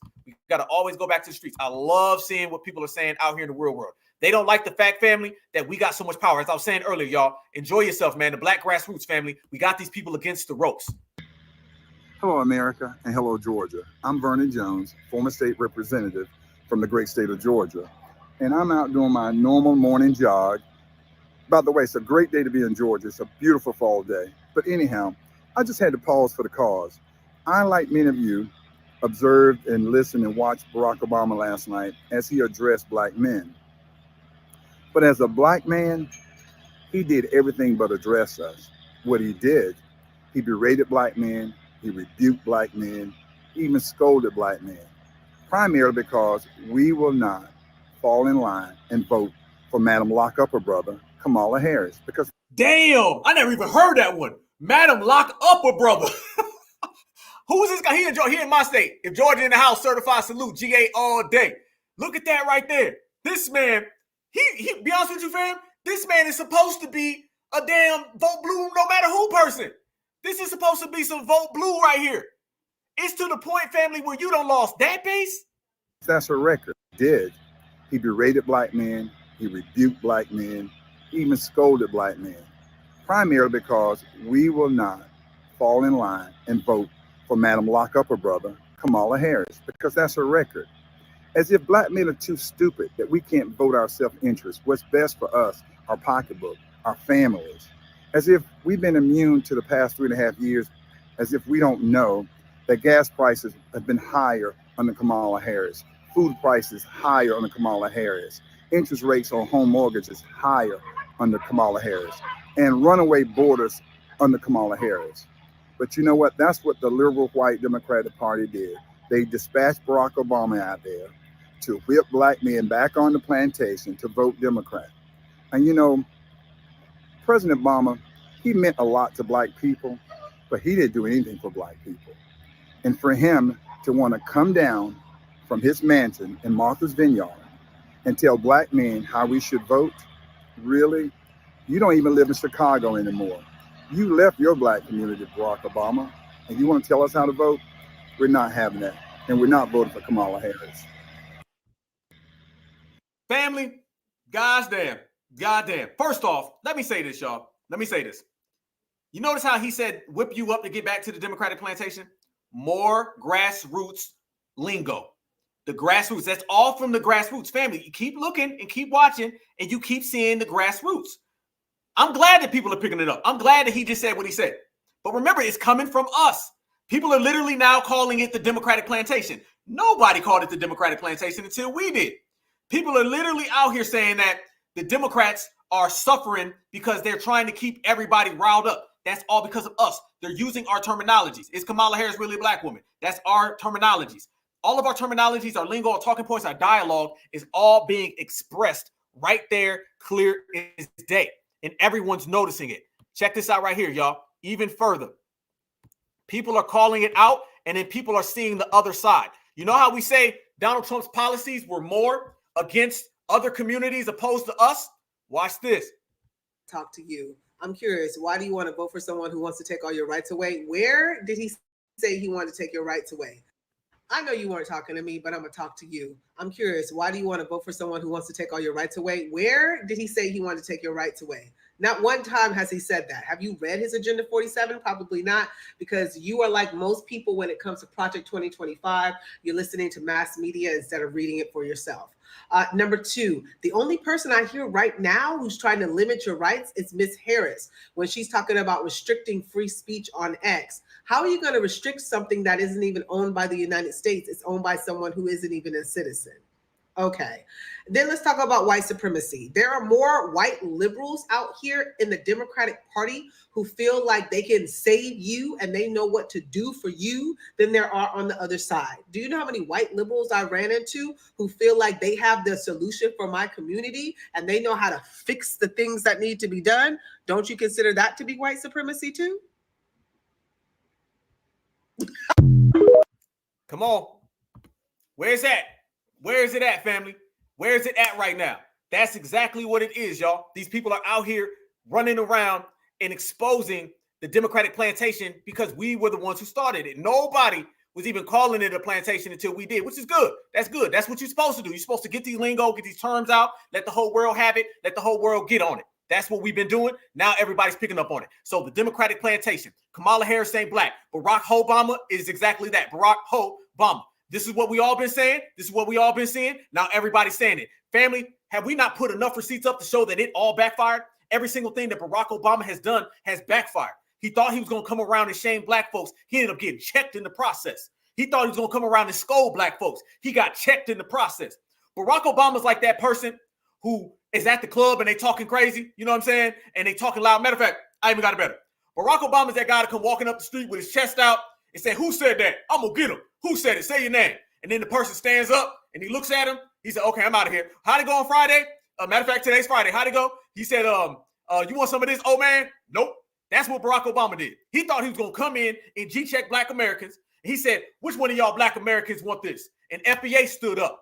And he said, nope, I don't want none. And he hopped back in the car. He spun around. Obama got absolutely checked. We checked the hell out of Obama. And he knows it.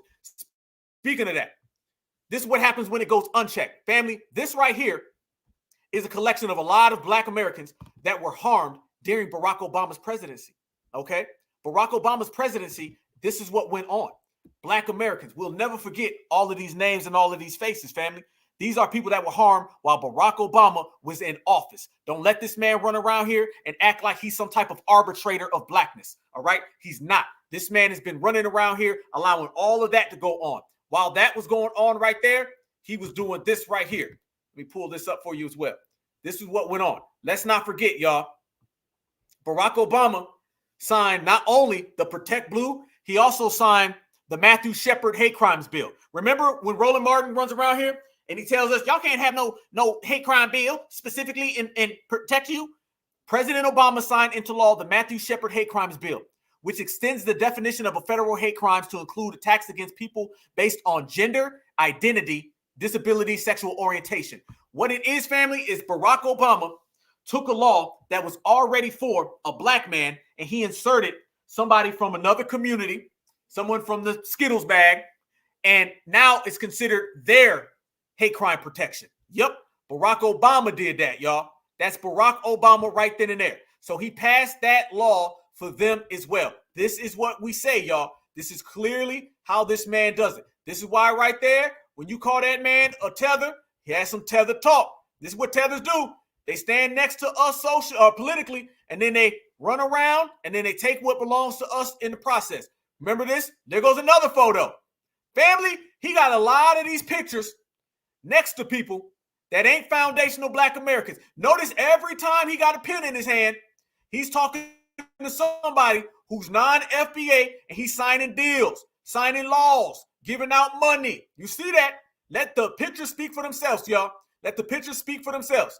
That man right there was passing every law that he possibly could for everybody else. That shows you again, Barack Obama, that shows you again the tether nature of what they've been on since day one. This is what they've been doing. This is how they operate. This is how they function. He'll never change, family, because that's just what they do. That's what they do. One of the biggest things, though, that Black Americans haven't really discussed and haven't really talked about when it comes to Barack Obama. Let's talk about COINTELPRO. Y'all know about COINTELPRO when you start talking about the 1960s and the 1970s, right? COINTELPRO, an agency, letter agency that came after a bunch of people from our community. Do y'all know how many people remember? How many people remember this? Barack Obama is the man who went out of nowhere, woke up one day, and Barack Obama put Assada Shakur, Tupac Shakur's auntie, the legendary, the icon, the beautiful Assada Shakur. Barack Obama is the person who one day in his second term put her on the top 10 most terrorists, the top 10 terrorists most wanted list. That is what Barack Obama did. How many of y'all really know that or seen that? Who remembers that, y'all? Who remembers? Out of nowhere, for no reason, unsolicited, Barack Obama, low-key, was still running a COINTELPRO. Look at it right there, y'all. Not your daddy's COINTELPRO. Obama brands Assada Shakur most wanted terrorist. Yeah. Yep. This is what Barack Obama did. Barack Obama put Assada Shakur as one of the top 10 terrorists in the world. Family. He did this during the middle of the war on terror, during the Iraq and the Afghanistan war, where you had real terrorists running around here. This man literally put her on the top 10 most wanted list next to a whole bunch of people from the Middle East. You're talking about Assada Shakur from years ago, who was framed and who was harmed and who was set up and ambushed. This man put her on the top 10 most wanted list. And I think he did it in like 2012. Really? Where did that come from? I'm going to tell you where it came from. He was doing the dirty work of the dominant society, because the dominant society, y'all know, like I know, they do not like the Shakur family. The dominant society hates the Shakurs, the legendary Shakurs. Who we talking about? Assada Shakur? We talking about Mutulu Shakur? Who we talking about? Afeni Shakur? We talking about Tupac Shakur? Let's be real. Let's go there, y'all. Barack Obama, one magical day, wakes up and they threw a press conference and they had the new top 10 most wanted list from the FBI. And who is at the who's on that list? Assada Shakur. Everybody else who was on that list were new people from the war on terror. Family, he put Assada Shakur on the top 10 most wanted list during war with Iraq, during the war of Afghanistan, while we were dishing out trillions of dollars in the war on terror. You got to go back to the early 2000s when America was chasing all over the country, all over the world. We were starting all types of conflicts based on stopping terror. And he got Muhammad this, Muhammad that, and then Assada Shakur. He went all the way back to when was the shot? What was that? The 70s? It was at the 70s, right? With Assada Shakur, is it the late 60s? He went all the way back and he put her on the top 10 most wanted list with a whole bunch of people that were from the war on terror. It's crazy. That's what he did. That's what Barack Obama did.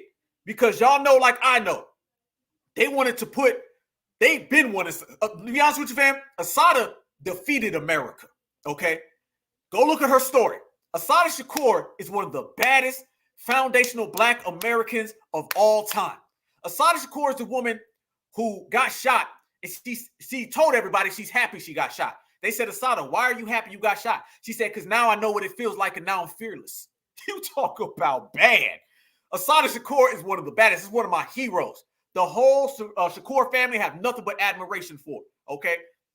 This shows you what Barack Obama was doing. She beat America. She went through all of that, beat the charges. Her brothers broke her out of prison.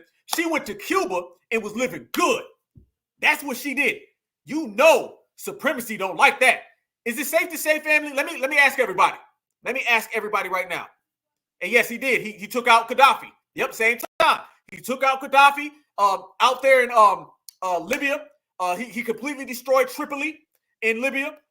Completely. People in Tripoli and Libya were living pretty good. They got free college. If they found out that you were going to college, they gave you money. Gaddafi was reaching out to other people in the African Union, giving money and everything. Gaddafi acknowledged that the original people of Africa, in that region in North Africa, they weren't Arabs, they were black. I remember hearing a story about the Honorable Minister Louis Farrakhan said he went out there and he met with Gaddafi one time. Let me pull this up so we chopping now. I remember the Honorable Minister Louis Farrakhan, he went out to Tripoli down there in Libya and he met up with Gaddafi and he told one of Gaddafi's people, he said, yo, by the way, you know the original people of North Africa are black, right? And one of Gaddafi's people looked at him like, really? And he went to Gaddafi and he said, Gaddafi, Minister Farrakhan said the original people of Libya and North Africa, they're not Arabs, they're really black. Gaddafi looked at the guy and said, yeah, he knows his history. And then Barrack came in and boom, they completely destroyed Tripoli. I remember when it happened. Absolutely. That's exactly what went down. Yep. And he was a dictator. Yeah, he was a dictator. Okay, but so is the United States of America. They do a lot of dictating too. What you call supremacy. You know what I'm saying? So yeah, he was a dictator. And so was the United States of America. But he didn't get him because he was a dictator, though. That's the kicker, though. You know what I'm saying? That ain't why Obama took him down. No. That ain't why Obama completely destroyed the country. And do you know how many black people out there were harmed after that? The Arabic people just started rounding up black folks. Yeah. Oh, yeah, it's way deeper than that. And Obama did it not because he's an evil dictator who harmed his own people. No. They did that so they can establish the land and they can continue to colonize. That's supremacy. That's supremacy right there. And he was the black face for supremacy. Family, Obama was put in the office by the black vote in America, but yet he dominated the earth. So doesn't that tell you that the black vote in America got a lot of power? Think about all of the international geopolitical things that Obama did. I'm talking about overthrowing whole countries, all right? I'm talking about pulverizing whole regions. Every single thing that America did politically, socially, throughout the whole planet Earth while he was president, that only was capable because they were conning us. So that lets you know why he's so scared today is he knows that the black vote has power. What we do politically, we can sit on that couch and they won't even be able to make moves over in the other side of the country, on the other side of the world, because we got so much power in the process. That is how strong we are. So the man literally, he ends up putting Assada Shakur on the FBI's top 10 most wanted list. Family, we're not just talking about on that list. We're talking about top 10. Let me ask you guys this question. Let me ask y'all this question. How many black people went to war with America and won? And who did it in modern times? Assada Shakur is an enemy of supremacy, and so will the Shakurs be forever. What Assada did and how she escaped, her brothers broke her out of jail, and she went to Cuba and is still there today. Are you kidding me? Assada never got scratched by America. That woman is bad. You only get that with an FBA American woman. Yes. Assada Shakur literally did that against America, and then boom, boom, nothing. They can't get her. So you know they've been harboring all that hatred. They still mad at her today, and they used a blackface president to come after her. Come on, not one. Absolutely. I'm trying to figure who, like, bad. You know what I'm saying? Absolutely. Angela Davis got on that, you know what I'm saying, that train. Elaine Brown and them, like Kathleen Cleaver, I love her, but Kathleen Cleaver is a professor out in California. You know what I'm saying? It's a beautiful thing with Assada. You know what I'm saying? And Assada made no bones about it. She didn't put out no statements. I apologize. She do interviews. Go look at it right now. She does interviews. She talks about her nephew, Tupac Shakur. She talks about him. You know what I'm saying? And how she wished they would have been able to protect him. Absolutely. I love that comment right there. Public enemy number one. Public enemy number one. Public enemy number one. Public enemy number one. Y'all know that they don't wake up in 2012 and put a black American woman on the FBI's top 10 most wanted list. During the same time, you got a war on terror for something that happened 60 years ago, unless she done pissed them off. And supremacy took an L from Assada. They took a big L. So this is what happened right here. Check this out, y'all. This is the picture. This is what Obama did. This is Obama, y'all. This is Obama. Let's go there. Let's go there. Let's go there. Right here, y'all. Up to $2 million family. That's 6 zeros, y'all. 6 zeros, family.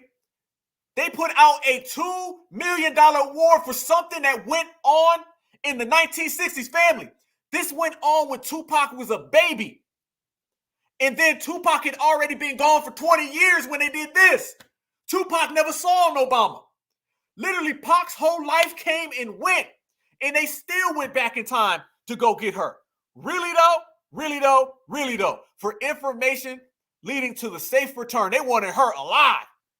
Assada's, I'm telling you, one of a kind, y'all. One of a kind, one of a kind. So, Barack Obama's the one who did that. That all go back to him. So he had to go back and he had to go do his puppet duties. His puppet duties were to go get Assada. Okay, we're going to make you the president of the United States of America, and you got to stifle Black Americans, and you better go get us that Assada, because you can't send Bill Clinton to go do that. No, you couldn't get George Bush to go do that. Joe Biden couldn't do it. They used Barack Obama to go get Assada Shakur and still didn't. By the way, still ain't got her. Still ain't got a family. You talking about the FBI's top 10 most wanted list, and they prioritized her, and they still didn't get her? Nothing came of that. Nothing came of that, family. Nothing came of that at all. You're talking about amazing, amazing, amazing, amazing woman, y'all. Absolutely amazing. And you only get that with a foundational Black American woman. You couldn't get that from anybody else. Yep, Tupac was 7. Okay, yep. See, Tupac was a child. You're talking about a child, and the man came and went. His life came and left. And they still haven't got Assada.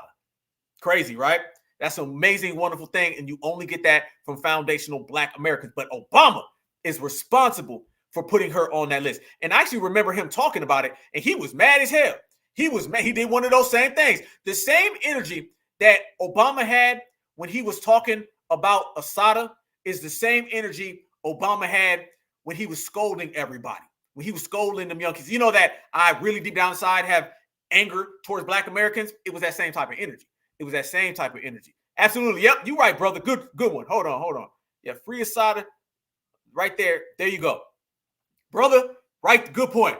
They got El Chapo. They got El Chapo. Still ain't got Assada. Okay. Fidel Castro is gone. They still ain't got Assada. Y'all know about North America expansion that they were doing into South America. Hugo Chavez, all of those people down there, the president of Paraguay, Peru, all throughout South America, Venezuelan president Hugo Chavez, all of those people were getting into some things with America, right? Assada's still good to go.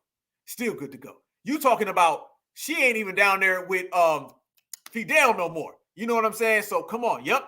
Fidel made sure. No, yeah, exactly. They tried to do an exchange, and Fidel was like, no, you can't have Assada. No. Not going down like that. Not going down like that. So that goes to show you again, y'all, it's absolutely a different time. It's a different vibe. It's a different generation. And it all goes back to us. We've been holding it down. So these are the failures of Barack Obama. I'm talking about the man, literally, he did a lot of tap dancing. He did a lot of, dancing around and all these things, family. But none of it came true. None of it popped off. None of it helped. You know what I'm saying? And it just really hasn't materialized. And it hasn't materialized for a reason. And that reason is that we stand on business and we stand in the way of anything that they're trying to do. There is the Democratic goal, there's the Democrats, and then there's FBA in the middle that they can't get around. Y'all know you can't get around us. So since they can't get around us, what's the next step? What are they trying to do? They have nothing, y'all. They have nothing at all. So we are watching everything play out, as I always say, in real goddamn time. And this real time got them shook in real time. That's why they are walking around here looking, thinking, wondering, hoping, trying to figure out something, but nothing sticks. Nothing at all. Look at this right here too, y'all. This is what a little piece of art that I made. That right there, y'all. This is what Barack Obama did for all those other groups. Look at the other communities and look at him with a pen. And then I want you to look at our community and I want you to see what isn't there. Yeah, he's not there. Nobody's sitting there when it comes to us, but when it comes to everybody else, the man has been doing all types of things for everybody, taking good care of them too, taking real good care of other communities, while Black Americans got nothing, because that is the benign neglect. Let people suffer peacefully. Let people fight for nothing. Let people put it all on the line, carry every other community, don't get nothing in return. That's what they've been doing with us. So foundational Black Americans, we now letting them do what they got to do on their own. And they've been trying to give us a bunch of different Barack Obamas too, y'all. Oh yeah, you got Barack Obama 1.0, and then they had Barack Obama 2.0, and Barack Obama 3.0. There's been a lot of different Obamas they've been trying to give us. The Hakeem Jeffries guy, my brothers and sisters ran him out the paint in South Carolina. And then also, there was another guy that they tried to sell. See, family, this isn't the first time that we've rejected. The Obama decoy has been completely destroyed. They tried to give us Stacey Abrams. She was supposed to be Mammy Luther King. Where the hell is she at? Go back 4 years ago. It was 4 years ago. It was Joe Biden, Donald Trump, Kamala Harris, and Stacey Abrams. Stacey Abrams was one of the most talked about Americans in the whole country. She was somebody they said flipped Georgia from red to blue, allegedly. Now you don't see Stacey Abrams because they try to sell us her as somebody who's going to be that Black person who's going to end racism and save the day. Got her out the paint. And y'all remember this guy right here? I got another person that the dominant society was trying to sell us. That's why, if you notice, I'm always saying Barack Obama 1.0, 2.0, and 3.0. They got a lot of point holes with Obama, okay? There's been a whole lot of point holes. You got point hole, point hole, point hole. They tried to duplicate the Barack Obama thing, all right? They've been trying to give us all of these melanated, non-FBA politicians. So they gave us Stacey Abrams, and she's FBA, allegedly. However, Stacey Abrams, with that Mammy Luther King, I saved you, the rock us to sleep politician, the all lives matter politician. We got rid of Stacey Abrams. Y'all remember they tried to give us this guy right here, though? How many of y'all remember they trying to Barack Obama us with Andrew Hotel Room Gillum? Y'all remember Gillum? Uh-huh. Y'all remember Gillum? They tried to give us this guy right here, y'all, and Black Americans ain't standing for it. I ain't gonna say it. Black Americans ain't go for it at all. No. Something happened in the bathroom, you know what I'm saying? And it was kind of strange. And next thing you know, you ain't see Gillum no more. Gillum disappeared. But my point ain't about Gillum. My point is that boat. My point is that there's this thing that goes on with a lot of buck breaking in that community where they like getting Black men on boats. A lot of those Diddy parties, they was on them yachts, right? A brother never home got to call me on a yacht. They get a lot of those folks before they got, full Diddy oil. You wrong for that one. You wrong for that one. But you correct. Yes, they was out there with the Diddy oil before it was the Diddy oil. It was the Gillum oil. There's this thing, family, where they get a lot of these rich folks, and the buck breaking nowadays, people got to understand, it doesn't go on buck breaking farms. Typically, it goes on these yacht parties. And they go out there on these yachts, and they go have a good time, and they do all types of things with baby oil and baby powder, all types of stuff, right? Well, a lot of people don't know that Barack Obama was out there on some yachts himself. Barack Obama was out there having some fun time. Family, I'm not lying. Go look at every major Black man politician, and I promise you, type in their name, and you're going to see their name with a whole lot of pictures with them on yachts. I'm just telling you, go think about the Cat Williams interview. What Cat was saying about Hollywood. Now we're going to talk about Hollywood and Washington, D.C. A lot of the things that be going on out there on them damn yachts, they're like Diddy parties on water. Straight up. Hell, Diddy was having a lot of those. They be out there in that water, y'all, and they be having a jolly old time. That's just what be going on. That's the buck breaking plantation. But it's not a plantation in terms of being on land. It's the plantation in terms of being on water. So Gillum was out here running around trying to be Barack Obama. I don't know if he was 3.0 or 5.0 or I don't know what a freak off on a yacht. Real talk. It's funny. And we clowning, but I'm not lying, y'all. You go type in Barack Obama and some of these other characters, and you're going to see all of these weird yacht pictures. You know what also? It's always like 1 or 2 black people.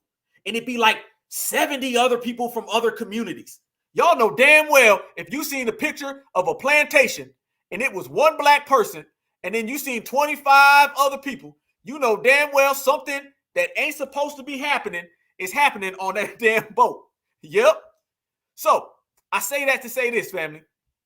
A lot of people been talking right now. Y'all been hearing it. We've been hearing it. Everybody been hearing it about Diddy and them being on these yachts and all that kind of stuff. And the Diddy party, since, you know, that's what's been going on right now. Since that's hot in the streets, I wanted to point out to everybody that Barack, he got some photos himself out there on these boats. But I'm going to tell you right now, his pictures are way, way, way, way, way revealing. And it's real funny style what you kind of see with him out here dealing with these people. This man has been out here taking some real funny pictures of being out here on these damn boats. And I'm going to show my certified foundational Black American family what it is. Check this out, y'all. Here we go. Y'all explain this picture to me and what the hell this man's out there doing. What in the world is that? Y'all go type in right now Barack Obama and y'all type in boats and you got pictures of him with about 50 W's surrounding him, hanging out with all of them, and Barack Obama is sitting there allowing that man to put his hands around his neck. Y'all see that? Y'all see that right there? This man literally got this other guy with his hand around his, if he don't get the hell out of here with that one. What is a grown man who's the president of the United States of America out on a yacht with somebody with his shirt off with his hands on you? I'm sorry, family. Where there's smoke, there's fire. What are you? Social media superhero. I see that comment. I see that. That's funny. Somebody talk to me on that one right there. Suspect ain't the word for it, y'all. Suspect ain't the word for it. This man, he on a girl's trip. You ain't lying. You ain't lying. You ain't never told a lie. This man is out there on a yacht with a man who got his hands around his neck and his shirt. Family, the guy with his hands around your neck is bad enough. You got the nerve to have that and then to turn around and have the same individual with his shirt off? Nah, homeboy. Nah, homie. And when I was looking at the pictures, family, there's way too many pictures for my comfort, y'all. Way too many pictures for my comfort. I'm like, nah, bro, you're going to have to do better than this, Barack. You're going to have to do better. Or can you? Or is that you at your best? Because obviously, at your best is not cosplaying because your cosplaying done fell off. So I don't really know what your best is. But I'll tell you what I do know. That right there, that is some buck-breaking plantation on water. And Barack Obama was right in the center of that. Let me ask y'all this question then again. Let me ask y'all a question. How many other presidents have you ever seen with the same picture? That's a simple question I'm going to ask, and I'm going to phrase that, and I'm going to leave that on the table for the foundational Black American family. How many other people who have been president of the United States have you ever seen with an identical photo? Have you seen any other president, hell, senator with a picture just like that? Have you seen a principal of a school with a picture like that? Bill Clinton ain't got pictures like that. Joe Biden ain't got pictures like that. How come the first melanated president got that photo and you couldn't find that photo from nobody else? How come George W. Bush ain't got that picture? How come Ronald Reagan ain't got that picture? Oh, I forgot. I'm going to tell you why. Because they was the ones driving the boat. Barack Obama was the one tugging the boat. Or shall I say he was the one getting tugged on the boat. Big difference out here in them streets. Man was on the plantation. Man was enjoying the plantation. Man was getting planted. Checkmate, checkmate, checkmate. Damn. There they go. Family. It's been one. This is what it is. We're moving now into the era of all of our work, our dedication is starting to come true. All right. We done absolutely made it clear for everyone to see that there is only one way that you will deal with us, with respect. And if you do not respect foundational Black Americans, you will get checked. So it's either respect or get checked, because you can't do that to us, but we can run that game on y'all. Foundational Black Americans in this political structure are exercising all of our energy. And I want everyone to see that our lingo, our talking points, and our energy has spread throughout this whole country. People in the craziest places are saying things that come from the grassroots. We are birthing a new generation of getting off of the Democratic plantation, exuding Black empowerment, and completely dismantling any opposition. You're seeing folks that voted blue no matter who for 50 years talking like they're in the grassroots. You're starting to see people who were in the church go down there, got on their knees and prayed to W Jesus, but they say they're not voting for Kamala. You're starting to see people saying foundational every time you turn around. Everywhere you go, foundational Black Americans are in control. Everywhere you're at, foundational Black Americans are in command. And there's a difference between being in command and demanding opposed to begging. Foundational Black Americans, we don't beg. Foundational Black Americans, we stand on business, all right? And the business we've been standing on has completely ran everybody out. Barack Obama, or should I say Barack Obama, this man has completely been rendered useless. This man has completely been ran out of any of the Black community's personal affairs, personal dealings. What we have basically told him is get the hell out of our business and you better bust a left. And he did, y'all. He busted a left and he probably tripped on his way out the door.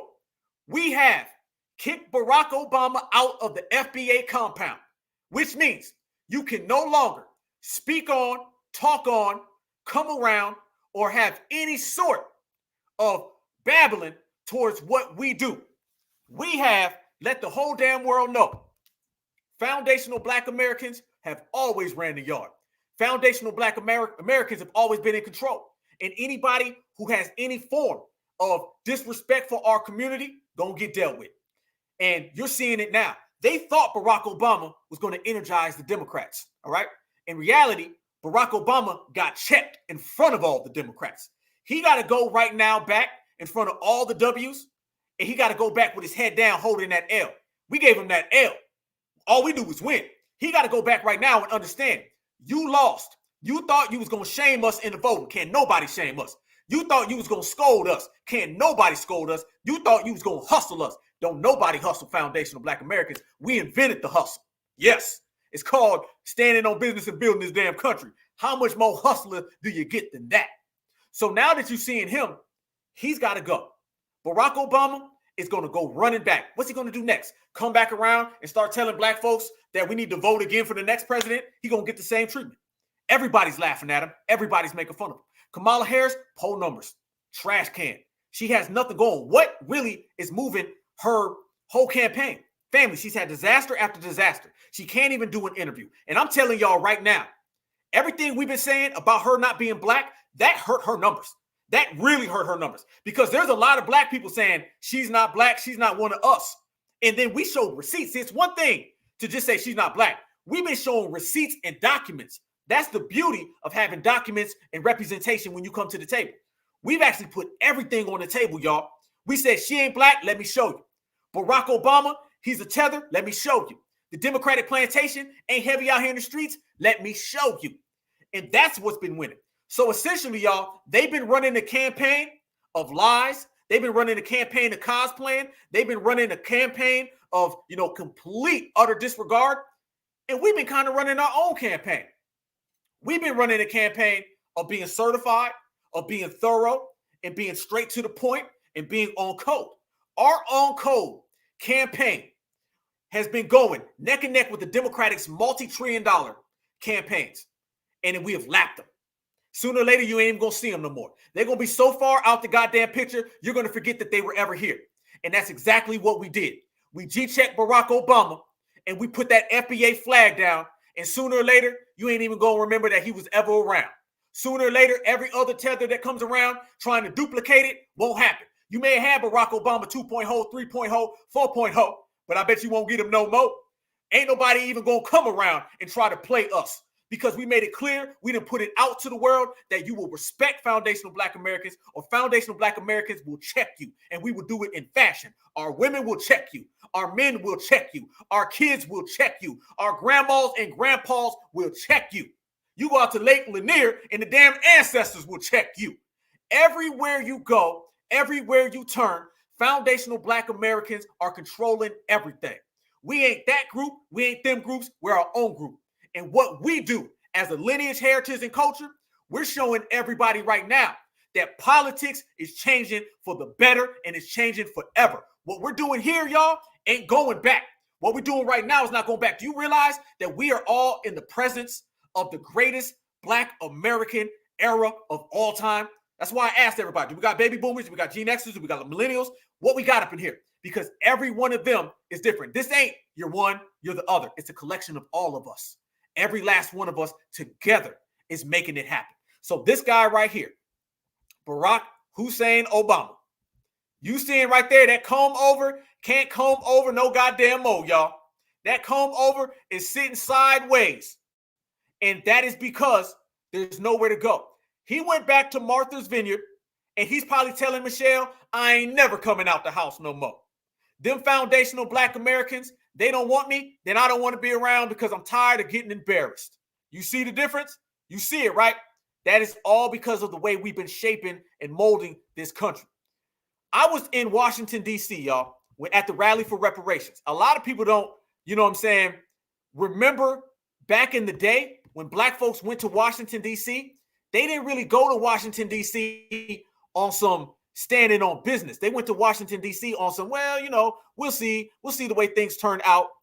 One of the things that I did when I was there in D.C., y'all, I came out and I called out Barack Obama. If y'all remember my speech in Washington, D.C., fire, rock the house, I called out Barack Obama. You know, Black Alpha, you know I'm crazy. I went to Washington, D.C., 3 blocks away from the White House, and I called Barack Obama a hoe. Black Alpha, don't give a damn, did it. Watch this right here, y'all. I want to leave the family with this, because this summer at the rally for reparations, when I went out there and I said this, I had an idea that we were going to see Obama later on in this election, and he was going to pop out. And then when he popped out, we was going to run him out. This is what I ended up doing right here, y'all, and I called him out. Watch these words, family. Check it out. 15th and a half, we said no vote. And that's the way we're going to continue to do it, because we are certified Black society, certified foundational Black Americans. They ain't got to like it, they ain't got to love it, but they better respect it, because they damn sure can't check it. Trust me. Trust me. FBA all day. FBA all day. What I want to tell the family, y'all stay on code. You stay putting out this real energy that you have right now, because this is the energy to change the world. Look what we changed already, family. We went from the yes we can era. Y'all remember that? Y'all remember Barack Obama? Y'all remember that? That was about rainbows, Skittles, and hope and change. We're about dollars and cents. So if you ain't talking money, then you ain't talking FBA. And we out here putting in work. Brothers and sisters all across the country are putting in work. And it doesn't matter how old you are, okay? It does not matter how old you are. I seen a grandma on the West Coast. Grandma hopped on the bus for 3 hours just to go to a reparations task force and speak for 2 minutes. And when she got there, Grandma wasn't praying. No, I wasn't no church. Grandma wasn't begging neither. Grandma stood up, stood on business, and demanded cash payments. That means Grandma out here putting in work. I see some young brothers in the state of Virginia. Somebody asked them, where you from? They said, we from right here in America. We ain't from Africa. Hell no. And then I seen a young sister in the great state of Florida. She had to write an essay for her school.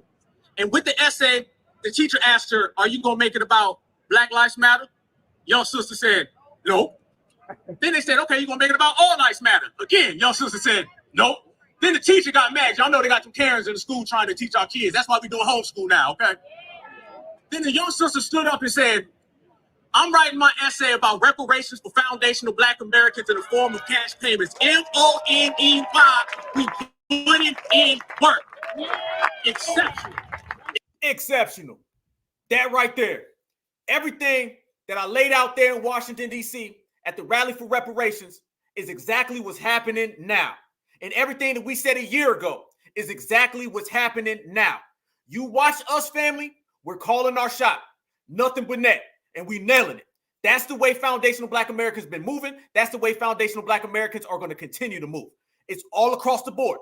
The young, the old, everything in between. The Democrats can come out here and they can talk about Black men and Black women. They don't understand. We stand together. And if they don't understand, then we're going to make sure that we show them. And we showing them every single day, every single second. Barack Obama, G-check, out the paint. Kamala Harris, G-check, out the paint. And anybody else who wants some, G-check, out the paint. But just make sure when you show up in front of foundational Black Americans, you better bow the hell down. Why? It's because we FBA and we said so. Certified salute to the family. Let's go. All right, y'all. Y'all stay good. Y'all stay safe. Y'all stay vigilant. You already know what time it is. All we do is run tethers out the paint. All we do is G-check. All we do is regulate. If you see a tether, point them out. These two have been pointed out, and these two been ran out the goddamn house. If you see another one running around here, acting like, talking like, walking like us, simply expose them, simply regulate them, and they won't ever come around ever again. And guess what? This man won't come around ever again because foundational Black Americans then went ahead and put the regulating down. See you on the other side. Barry, checkmate. Y'all stay good. See y'all back again on Tuesday, family. Y'all make sure you subscribe to the Black Alpha Network. If you already subscribed, yes, again, family, keep the PSAs coming, y'all. Please keep them coming. We got it. We still going. That's going to be the big one, though, y'all. It's the perfect way to end this election season is for us to get that PSA. I want everybody to make sure that you send it to me. Black Alpha Net W1. Make sure that y'all send it to me. Black Alpha, y'all Gmail. We'll put it up in the chat. But y'all make sure y'all send me all of them. Keep them coming. I need more. I need more. What I got ain't enough. It ain't enough. I need the whole family. It don't matter. Don't be shy. Don't be nothing. Send it to me. Go ahead and email it to me. PSA, I'm not voting for the Democrats. Barack Obama just gave you even more fuel. Why? You feel me? Kamala Harris is tripping over her feet. You know what I'm saying? Send them to me. PSA, I want to make it big. I got to have a bunch of them, family. So keep them coming. Yeah, I got you, Gene. Yes, indeed, family. I got you.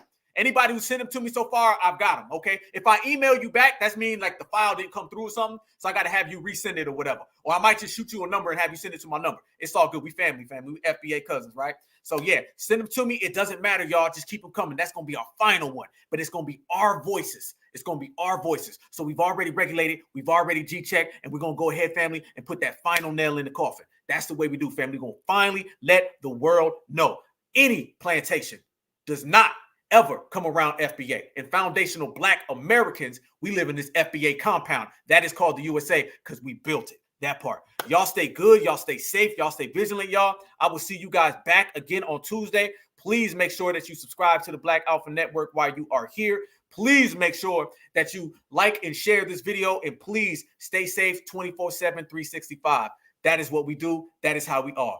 There you go. Certified in-house man. Certified salute to everybody. Y'all stay safe. Have a great weekend. Make sure you send me those videos, family. I'll be right here ready for you, and we're going to continue to work. Oh, before I let you go, family, let me say this, and I'm going to say this clear. I'm going to tell you how it is. Foundational Black Americans, certified Black society. We are one of a kind. We are one and only. You can't find another version of us. There ain't no knockoffs. There's nothing. It's FBA in the flesh or it's nothing else. We are the only lineage, heritage, and culture that says what we're going to do and then do it. We're the only lineage and heritage and culture that makes it be known that whatever we say is the bottom line, point blank, period. You can stamp it, sign, sealed, and deliver. We are exceptional. We are excellent. We are flawless, and we do it in an FBA fashion. So when we G-check a Tether, if we G-check an ex-president, if we G-check somebody who's been running around here cosplaying our culture, somebody who's been running around here acting like us, trying to scold us and shame us, we let them know off top, off rip. If you come around here, Barack, then you're going to get the same G-check that you've always got. And the main thing that we do with that, family, we let it be known that we are the culture. You can't come in the back door. You can't come in the front door. If you're already here, that's where you're always going to be. If you're never here, then you can't never come in. The door is locked. The door is closed. And anybody else who comes around us, they find out the real way. That part. So we'll catch you all on the other side. G-check them across the board. Barrack Obama, out of here. G-check. Y'all stay good. Stay safe. One love, peace and love. Always black is beautiful. Beautiful is always black. Certified salute and free Huey. Let's go. Black Alpha Network. Home of Black excellence. Power to the people.